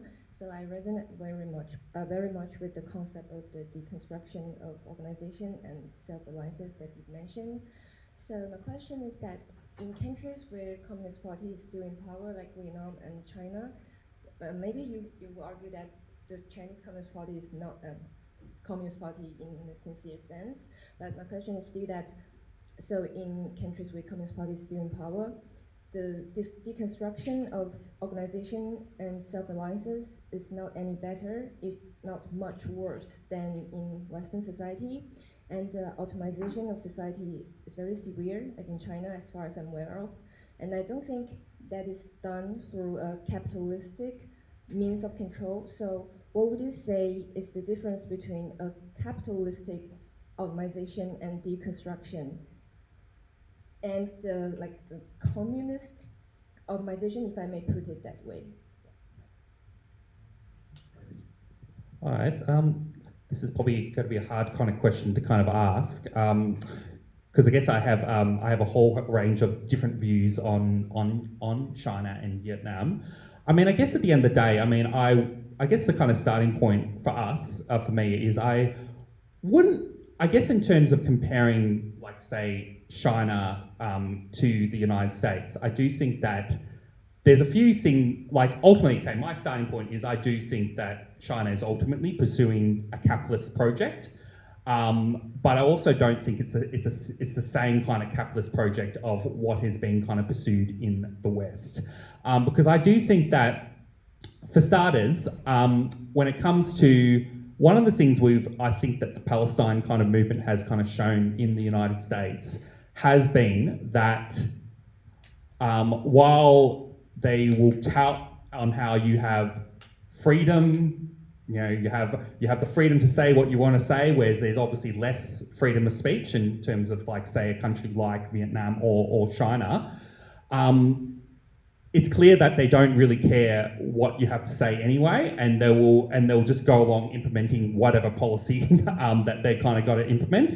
Whereas I do feel that, and this is not even saying in a big kind of defense of China, while, you know, I am critical about the fact that you cannot left organisation in China, obviously everything's very consolidated under the rule of the Communist Party of China, I think there's more signs to show that a country like China has been more responsive to social pressure from below than, say, a country like the United States. Because it's clear, despite all the pretenses about being this liberal democracy where you can have whatever you want to say, it's clearly only just formal, and it's not actually meaningful freedom in a real sense. And I kind of remember, actually, I don't necessarily agree much with Foucault, but I remember someone summarising Foucault's ideas, and I haven't actually read enough Foucault to really confirm this, but this philosopher summarised Foucault's ideas as you can imprison people by convincing them that they are free and are an individual in their own right. And I actually think that's a very good summary of, I guess, how you would summarise what liberal democracy kind of means in terms of freedom. Yeah, I hope that's probably not the best answer, because obviously I think in a sense we haven't. The last point I would make is obviously when we come to this sort of ideal socialist ideal, I don't think we've necessarily reached that, and I think the idea of worldwide socialism and communism would actually be the destruction of all borders and actually freedom for and self-emancipation of everyone. Would you like to comment on that as well? Yeah, just a small comment. It sort of, if part of the question was about atomization, as I understand it, like sort of this individualization too. I think it's also interesting to note that irrespective of the path that China is taking in comparison to, say, the United States, there's no way for it to be free or independent from the technologies specifically. I'm thinking, and I'm being a complete boomer here, I'm about to say, the technologies developed under capitalism and utilized in capitalist forms. I think I actually do think a big part of atomization globally, and something that would impact even China, would be the use of technologies and the way in which, even with a digital firewall, the way in which sort of phones and social media apps and various sort of devices of that sort are intended to essentially work to isolate and individualize people even further. I think that is irrespective of what country you're in or particular. And I think that can also be applied to other sort of developments. I mean, sort of like even just things as small as self-serve kiosks or something like that. There's a sort of separation of self from other, which is facilitated by technologies developed under capitalism and applied globally, irrespective of the conditions of different countries. Yep. Next question. Yes.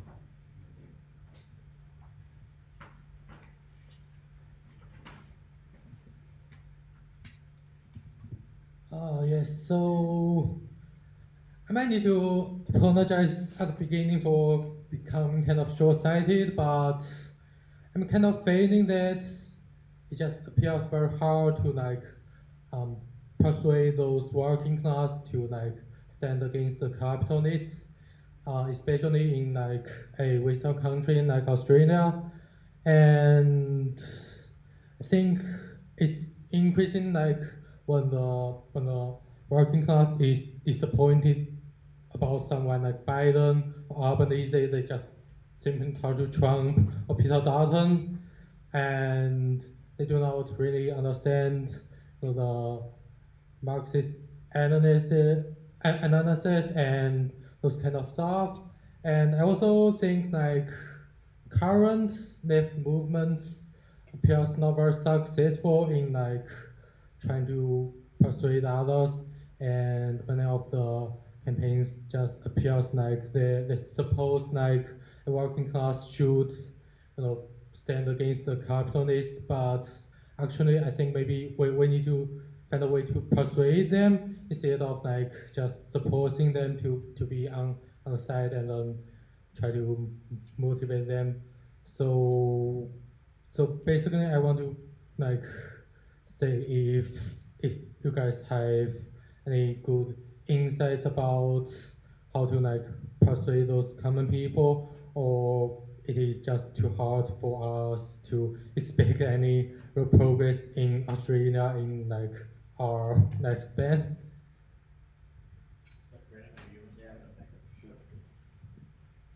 Yeah. Yeah. So I'll have to bring up again another one of my Filipino comrades, right? Because it is actually relevant to this. So if you know anything about the left in the Philippines, right? Since maybe the late 80s, it's just been a series of consistent defeats, right? And in the face of those defeats, the analysis of some of the Filipino socialists there is that basically the working class has sort of lost faith in socialism and the capacity of socialism to improve their lives, right? And this is a point that they consider one of the main barriers to organizing in Philippine society. And one of the solutions that they propose is basically that you have to win stuff, right? You actually have to win some campaigns, right? You have to win some material improvements for the working class. And those can be small things, right? So for example, Workers' Party of Belgium, which Jacob mentioned, they were known at a certain point as the garbage bag party, right? Because they campaigned, for some reason in Belgium you have to pay for garbage bags, right? And you buy them from the local council or something like this. No? You buy them from the supermarket, and that's how you pay your rates. You buy them from the supermarket, Yes, and your that's... area, and you can only use them in your area.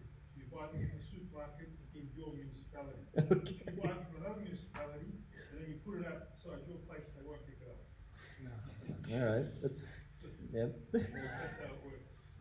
Jesus. Okay, for some reason they have that problem. And the Workers' Party of Belgium campaigned around this issue, and they actually saw a significant amount of success because they were able to win concessions, right? So I think it's super important for socialist parties in the imperialist countries, people, like in the States, like the PSL, they do this as well, right? They actually manage to win, right? And they basically, by showing that they are effective, they convince people to their side, basically. And I think that's important for all of us in the rich imperialist countries. We have to win things, and to win things, you need not just any sort of loose organization, which none of us here are advocating for, but you need a party of committed cadre who are effective.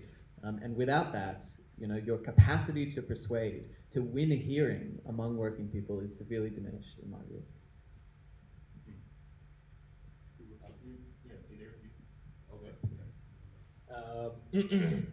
Yeah, I think sort of, I mean, I agree with Brendan in terms of the importance of winning. I think winning's a big thing, you have to be sort of demonstrating an ability to actually lead a class. Yeah.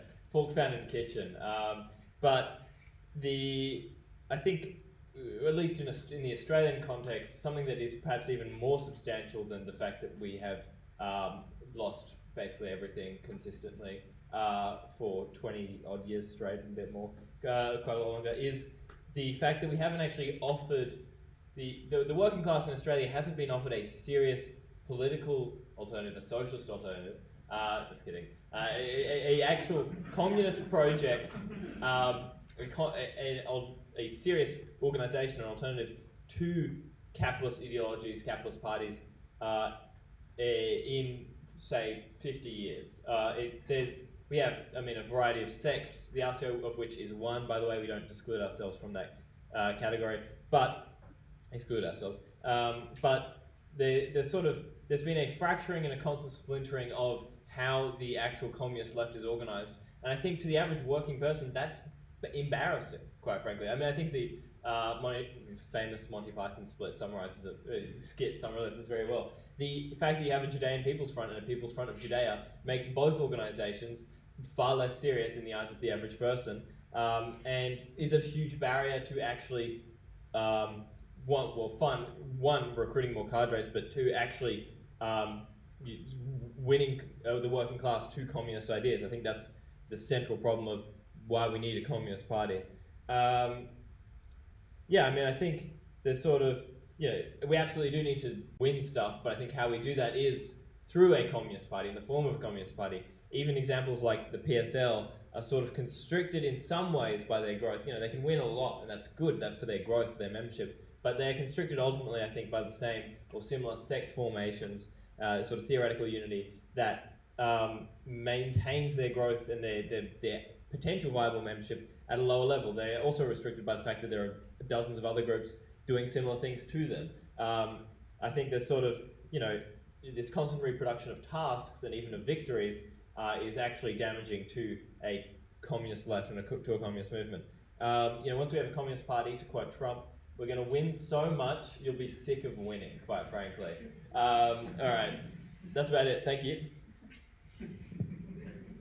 Yeah, I guess a few things. I guess the kind of first kind of point, I think one big difference we're kind of living in the global north versus the global south, is a lot of the kind of things that we kind of take for granted, a lot of the kind of legislation like workers' rights, etc., a lot of that is generally legislated, whereas in the global south, you basically have to fight for every little crumb, basically. Every little thing you basically will have to fight for, which is very much kind of like the material basis on why, in parts of India, Bangladesh, and all over the global south, there are mass left parties that kind of exist, that kind of organise on that basis, or also mass organisations.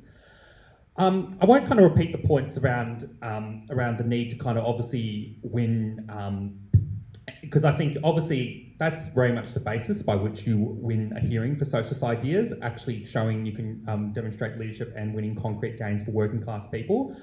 But I guess in terms of like on a more kind of micro level, I would sort of say that the thing about people kind of today is people have all sorts of contradictory sort of ideas when it comes to politics. And I think often you'll find that there'll be someone in the workplace who will have a very right-wing idea. They might have a very racist idea, but they might have a very left-wing kind of idea about opposing corporations and so on. And I think really one of the things is very much, dealing with that is to try and actually deal with where people are kind of at and actually try and unpack those kind of contradictions.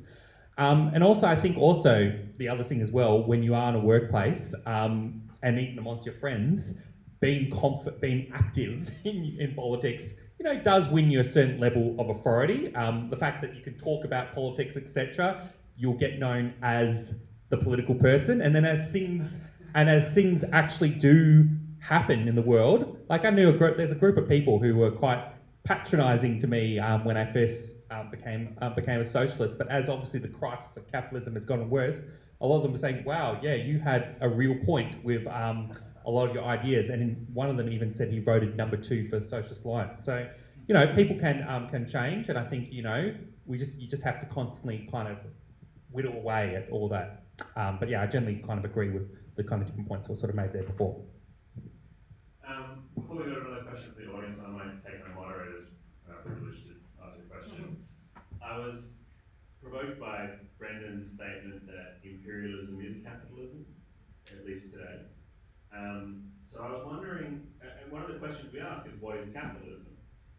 Perhaps a related question is, when is capitalism? Meaning, when does capitalism emerge as a global phenomenon?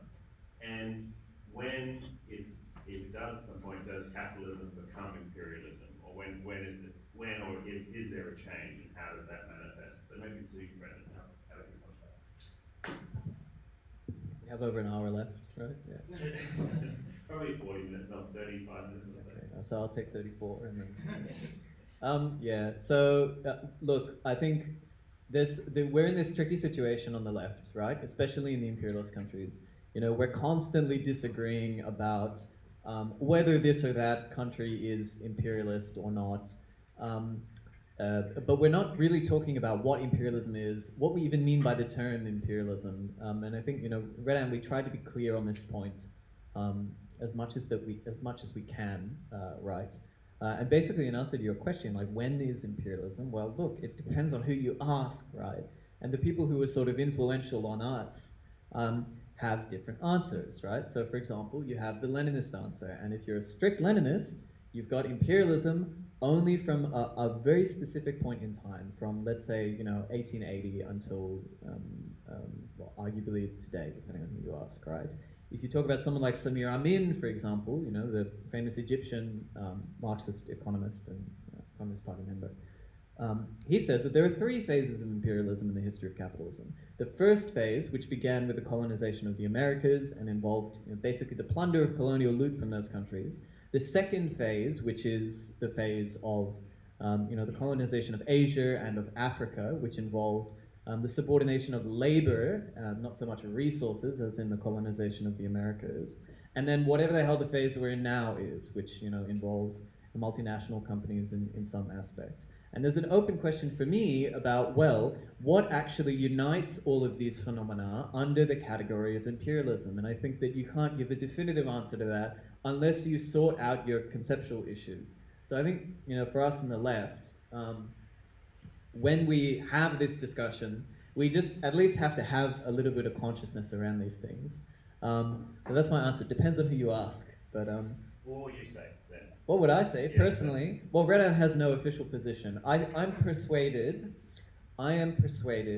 that there is. I am persuaded of something like the Samir Amin view.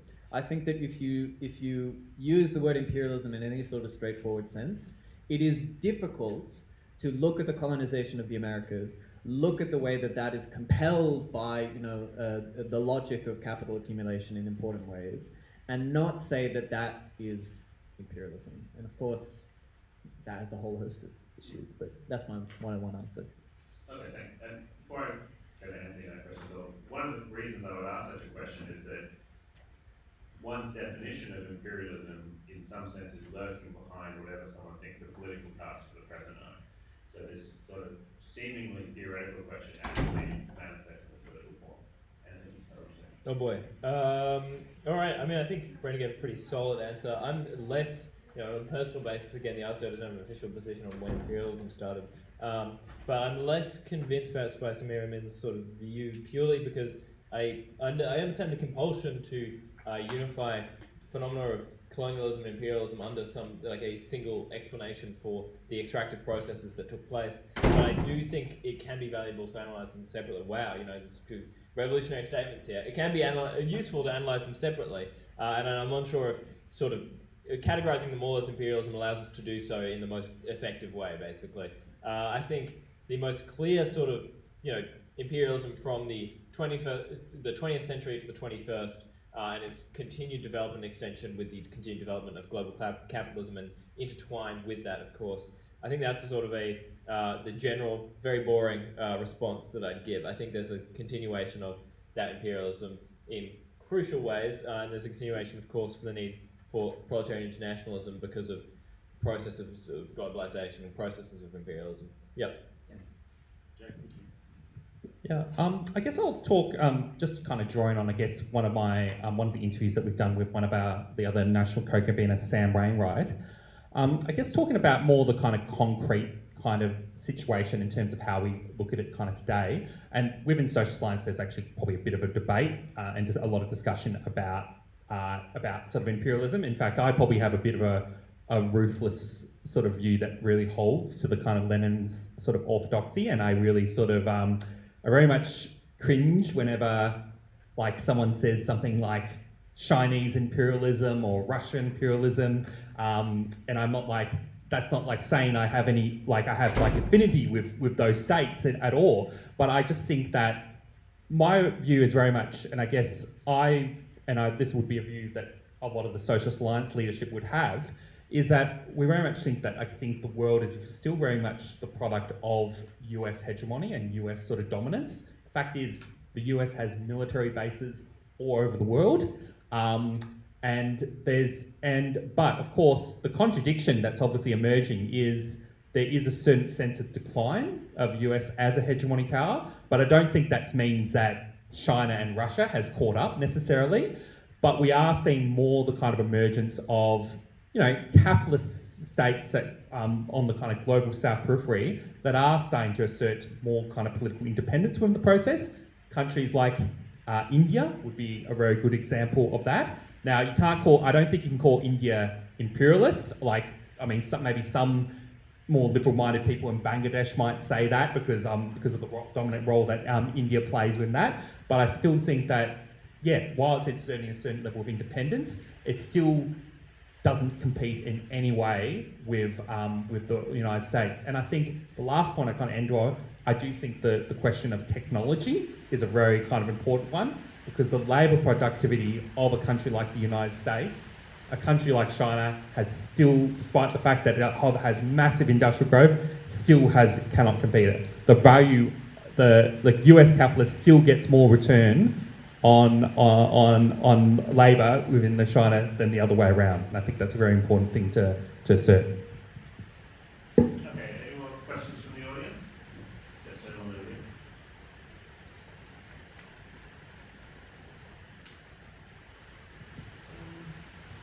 I came a little bit late, so I may have missed, maybe you completely answered my point earlier, but class struggle, there was some talk about civil societies and also technology, the internet. But class struggle as a process is not a one-way street. So if we talk about civil societies, the internet, as something as a side of class struggle for a working class socialist consciousness, we also see in this era, and going back before this era, we see a big attack on the working class and by the sort of pro-capitalist bourgeois elements within the civil society space. We see a class struggle to attack socialism and denigrate it, and then nowadays to pretend it doesn't exist. So that's another side of that as well.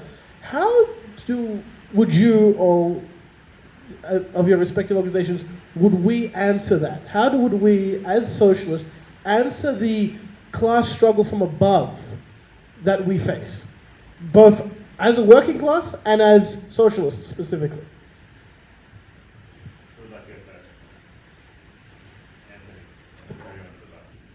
That's fine.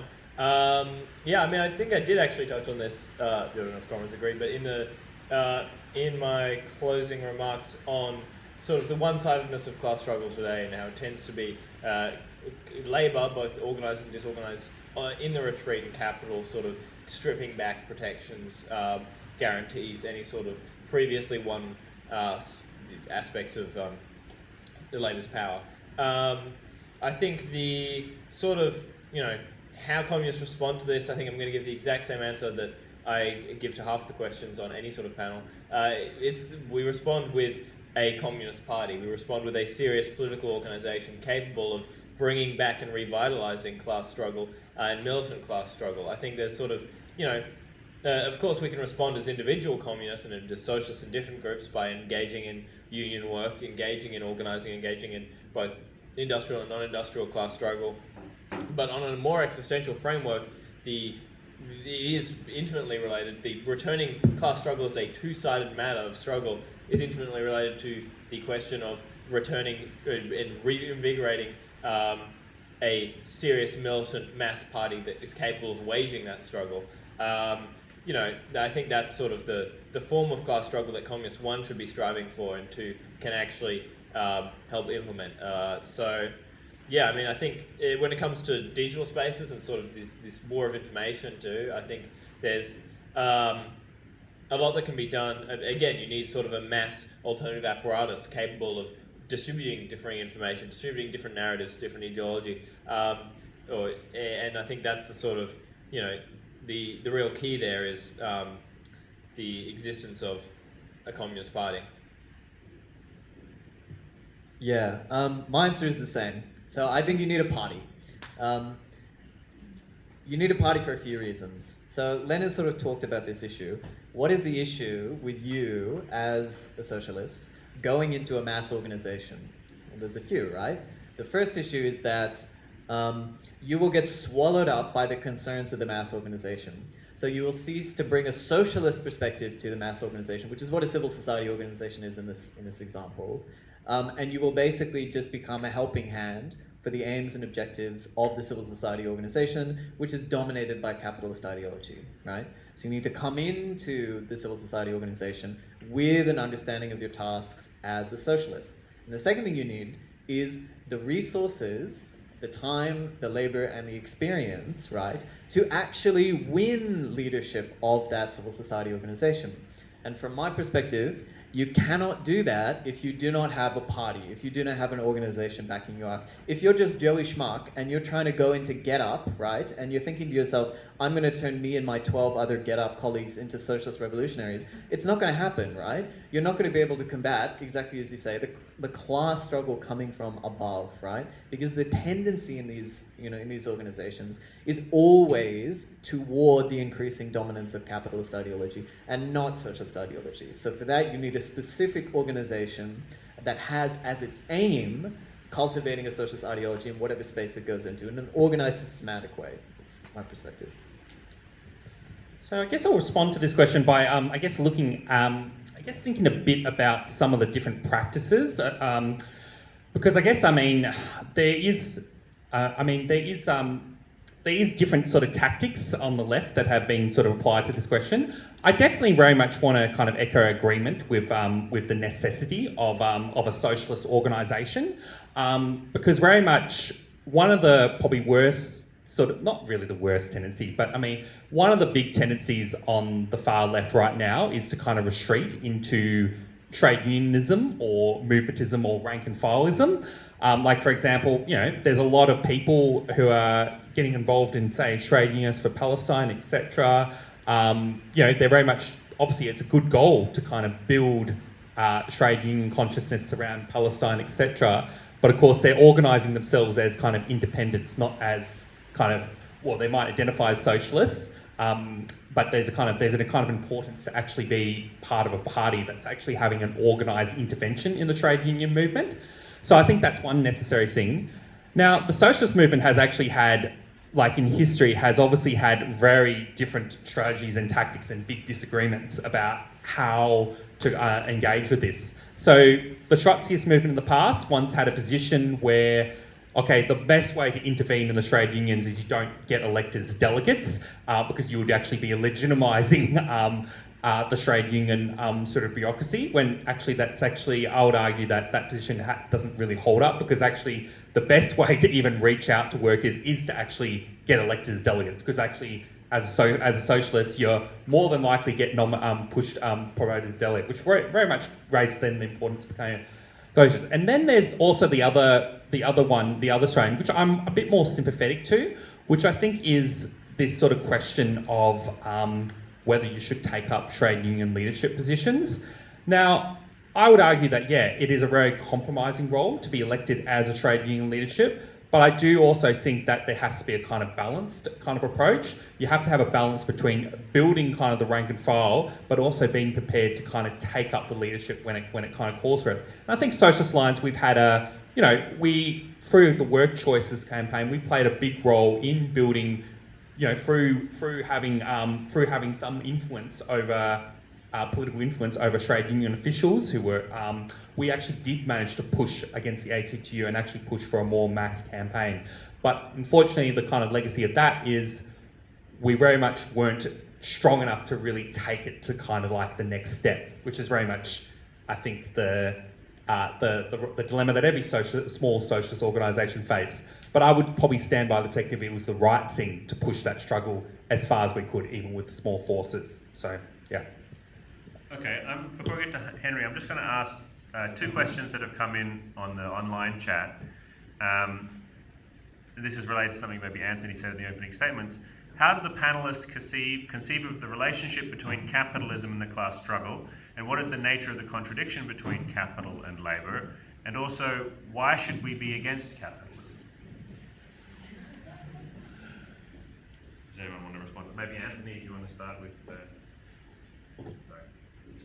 Yeah, that's more than one question actually. That's several. Yeah. Okay, cool. All right, so we've got, why should we be against capitalism? Maybe just start with that one, and then what's the contradiction between Yeah.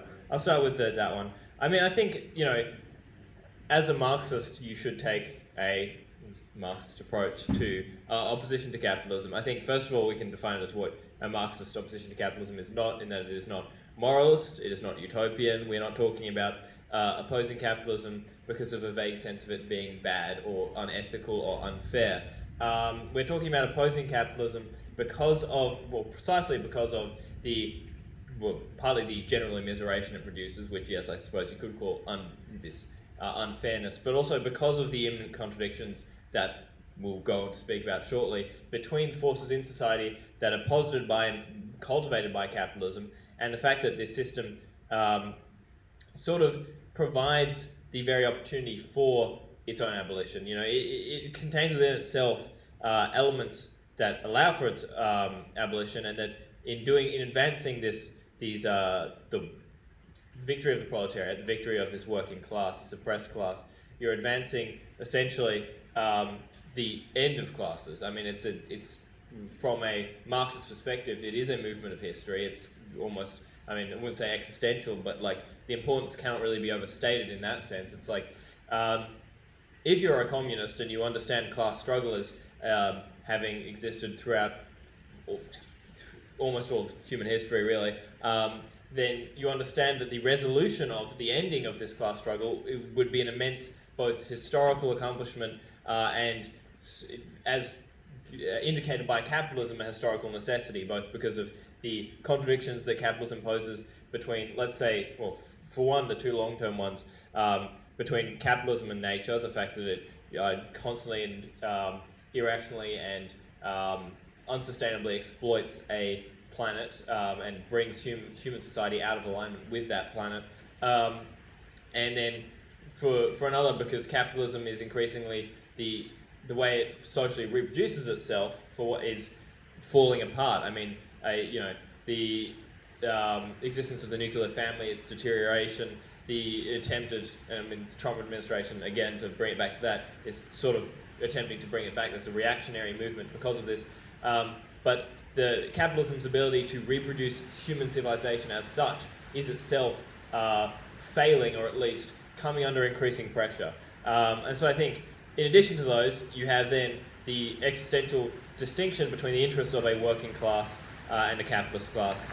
or between labour and capital, which I use in those abstract terms because I think you can understand it as capitalist as the embodying the interests of the capital itself, right? And their most pure form, of course, they're individuals, they're people, they're not always going to act purely on the interests of capital, but that is, for a Marxist, they're the sort of one of the primary modes of analysis for a capitalist class. So how are their interests existentially opposed?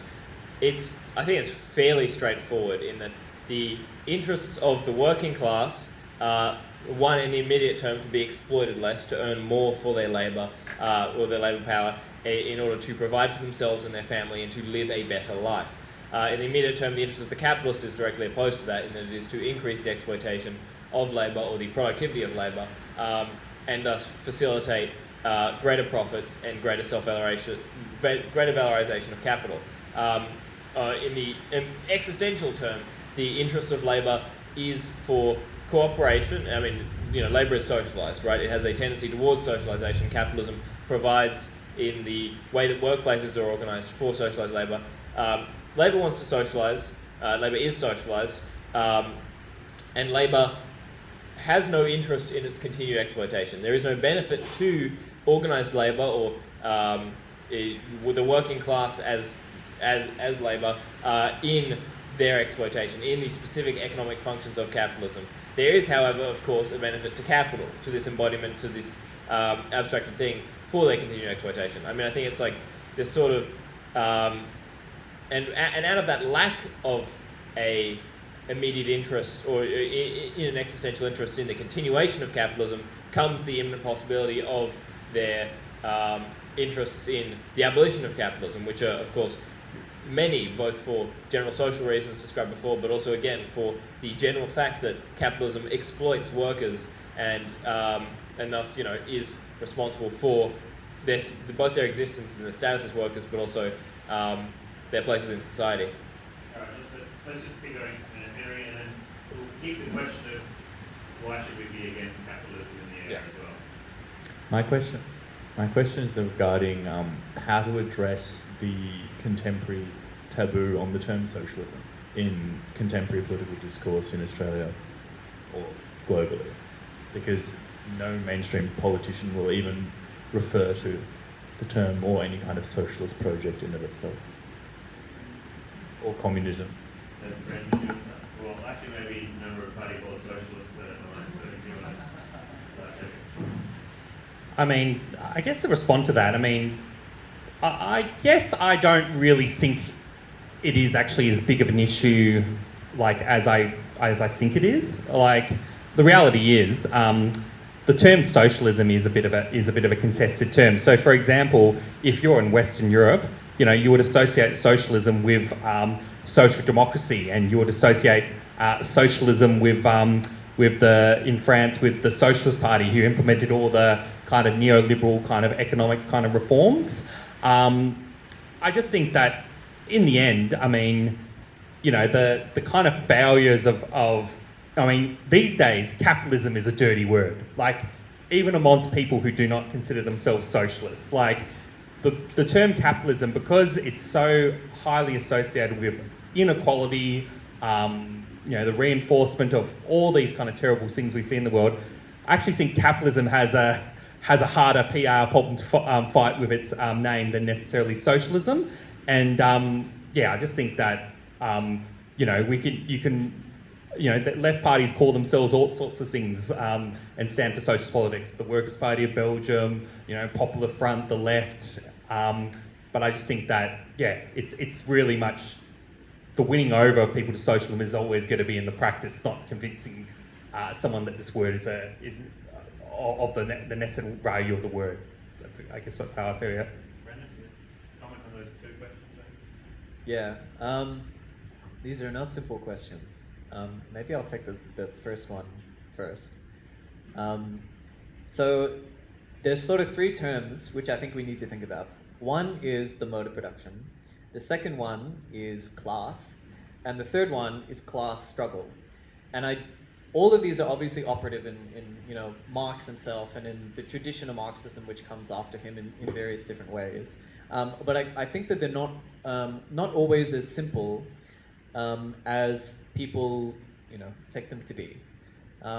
So for example, you have Engels, who says that the first class struggle is women's oppression, right?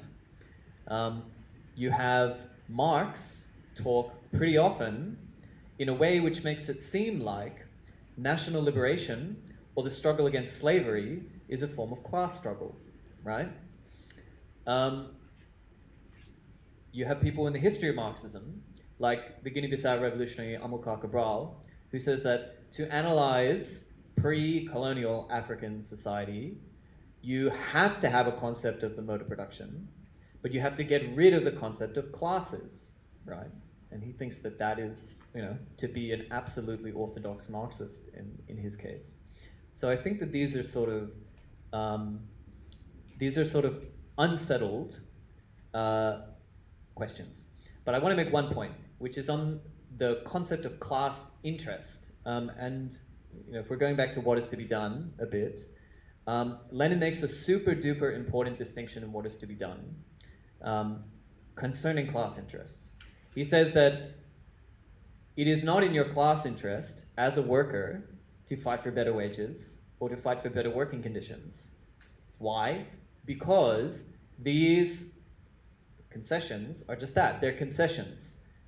They rely on the maintenance of the system which ensures your exploitation. So your class interests, your interest as a member of a class, in the case of being a worker, is to abolish the mode of production which ensures your exploitation. And I think that distinction is super duper important to think about. I think it's the principal task of socialists to organize on the basis of that concept of class interest, and not just to fight for better working conditions and wages, although of course that will be an essential part of it. How do you make socialism palatable? Let me know. I think that obviously you can answer the question in the abstract. The question in the abstract is answered by you need propaganda which is comported to the conjuncture and is effective. And you also need to show that socialist organizations really work in the interests of working class people. But how we do that in our particular conjuncture in Australia, I think is very difficult. I tend to look, it's interesting, right? Because, for example, the Workers' Party of Belgium, they take the socialist messaging down a notch, right? They're a Marxist-Leninist party. If you Google them, you will not find information to that effect, right? So they're quite clear about this sort of messaging, and they're quite particular about their strategy for developing socialist consciousness throughout society. A party like the Party for Socialism and Liberation, for example, is very different, right? Do they have a wide reach? That's debatable. The DSA, socialist. Bernie Sanders, socialist. How effective is their strategies? Is this what we really want to mean by socialism if we inject it into the mainstream discourse? I'm not sure. I'm not being helpful, so I'll stop. All right, we might have time for one more quick question, maybe Clive at the back here. And then also I'll ask the panelists as we go through this round, just if there's any concluding comments you want to say, just for the minute, about 5 minutes. Okay, so yeah, thank you for all your comments. That's all been very useful. But one thing that's come up a lot is the idea that we have to build a mass, workers' socialist party and how important that is.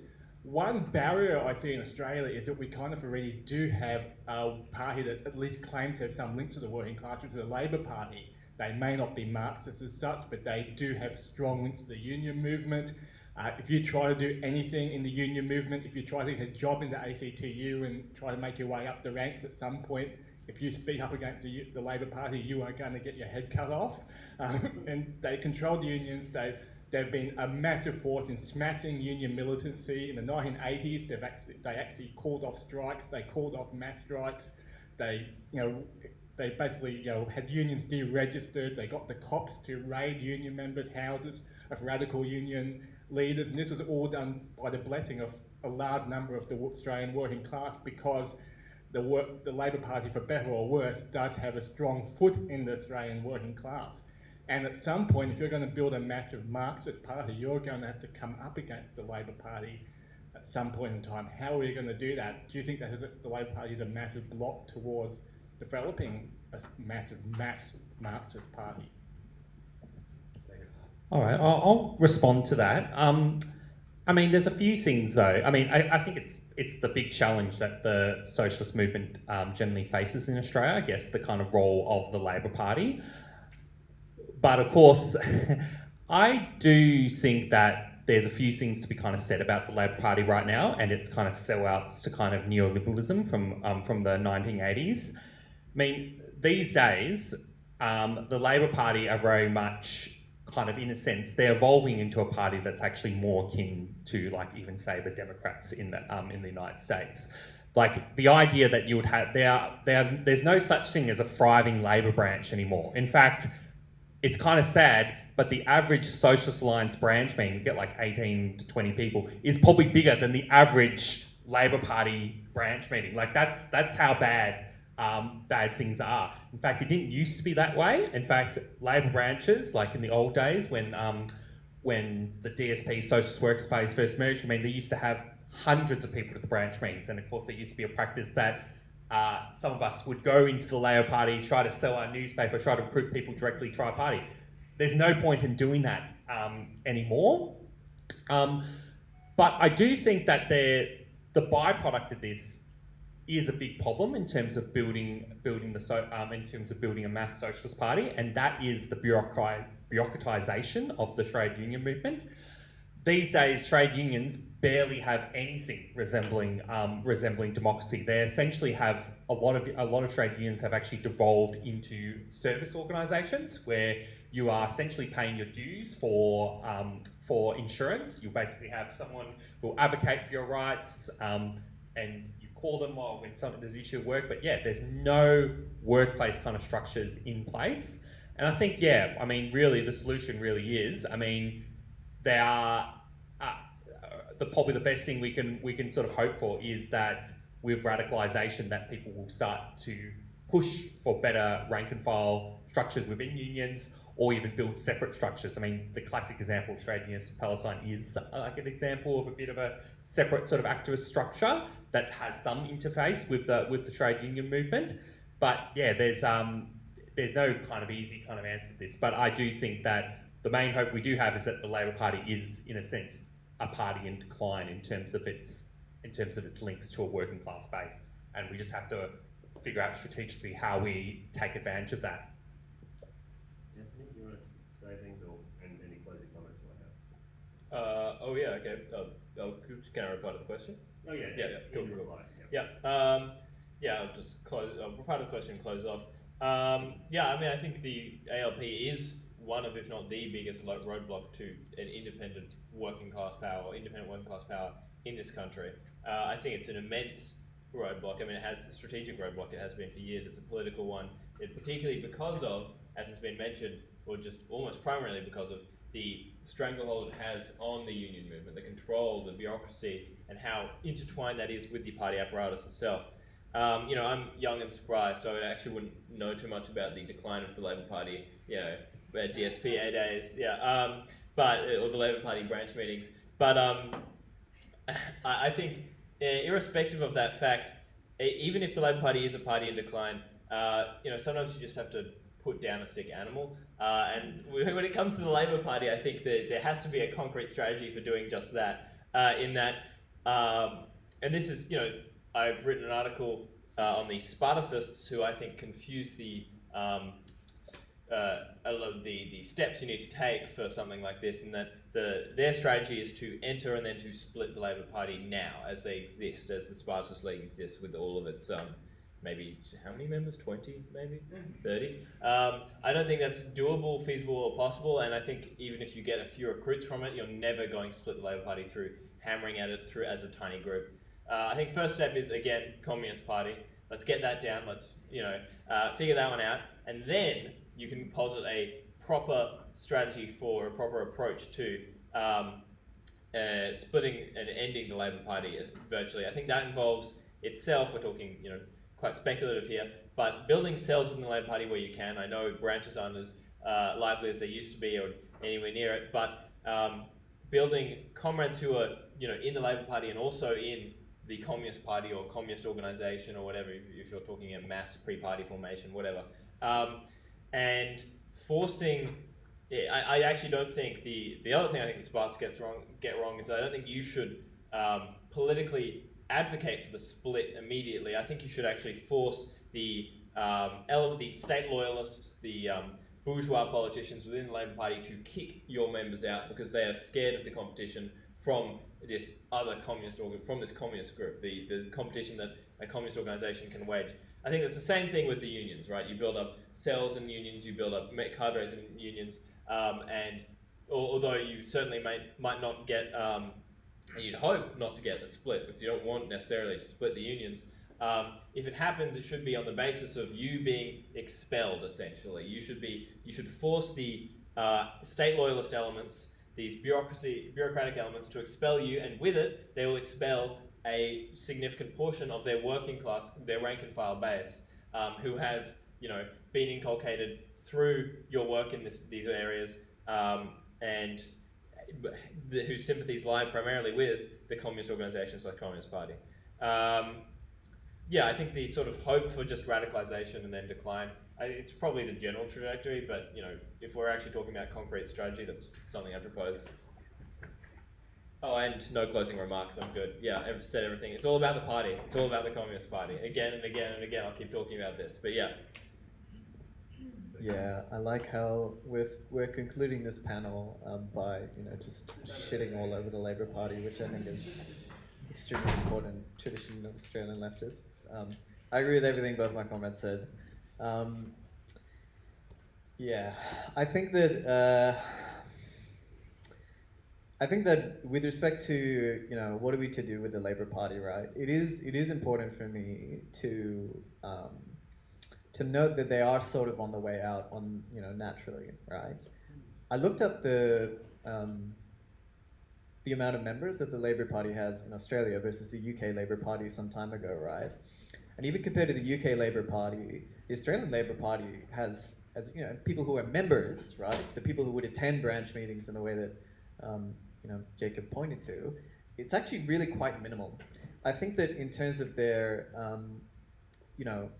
ideological control over large sections of the working class, that comes from their bureaucratic power, like first and foremost, right?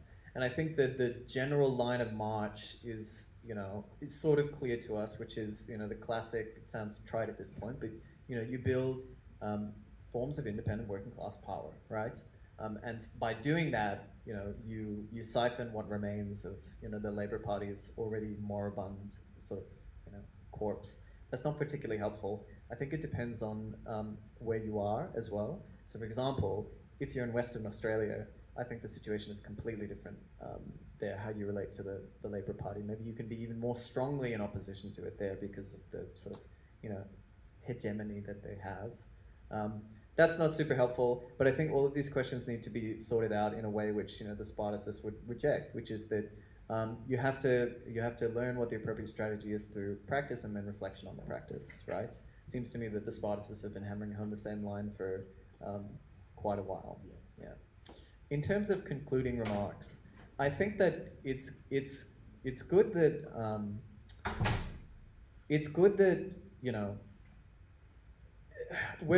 my perspective is we're sort of living through a moment of worldwide socialist revival, right? In the global south and also in the imperialist countries, right?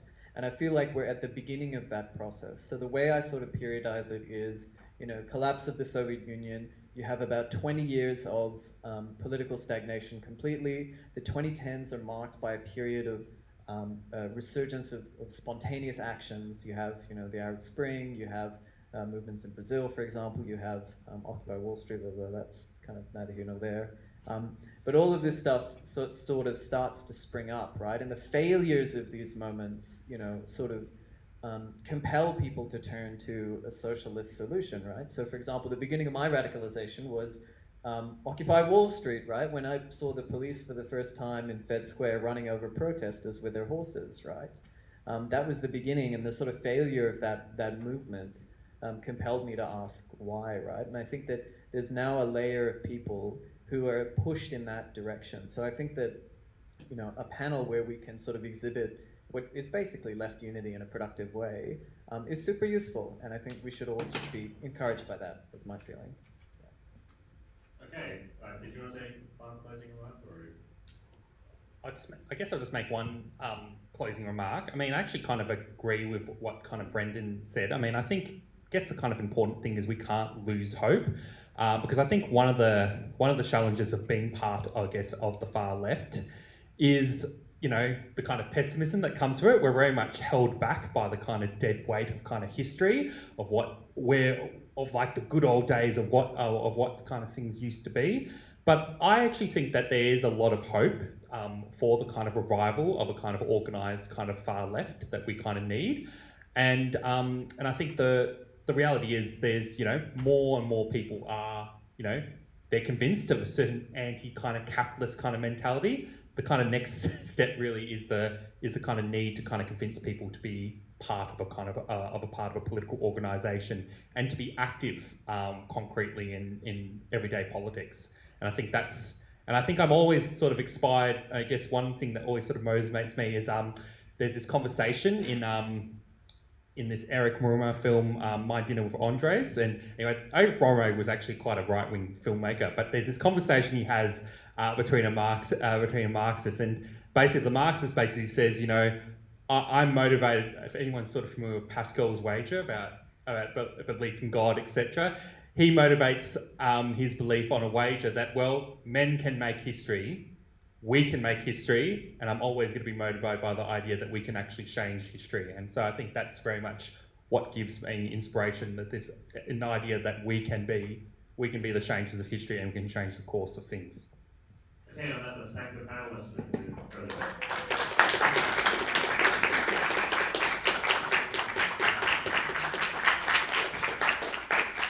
I'll just say a few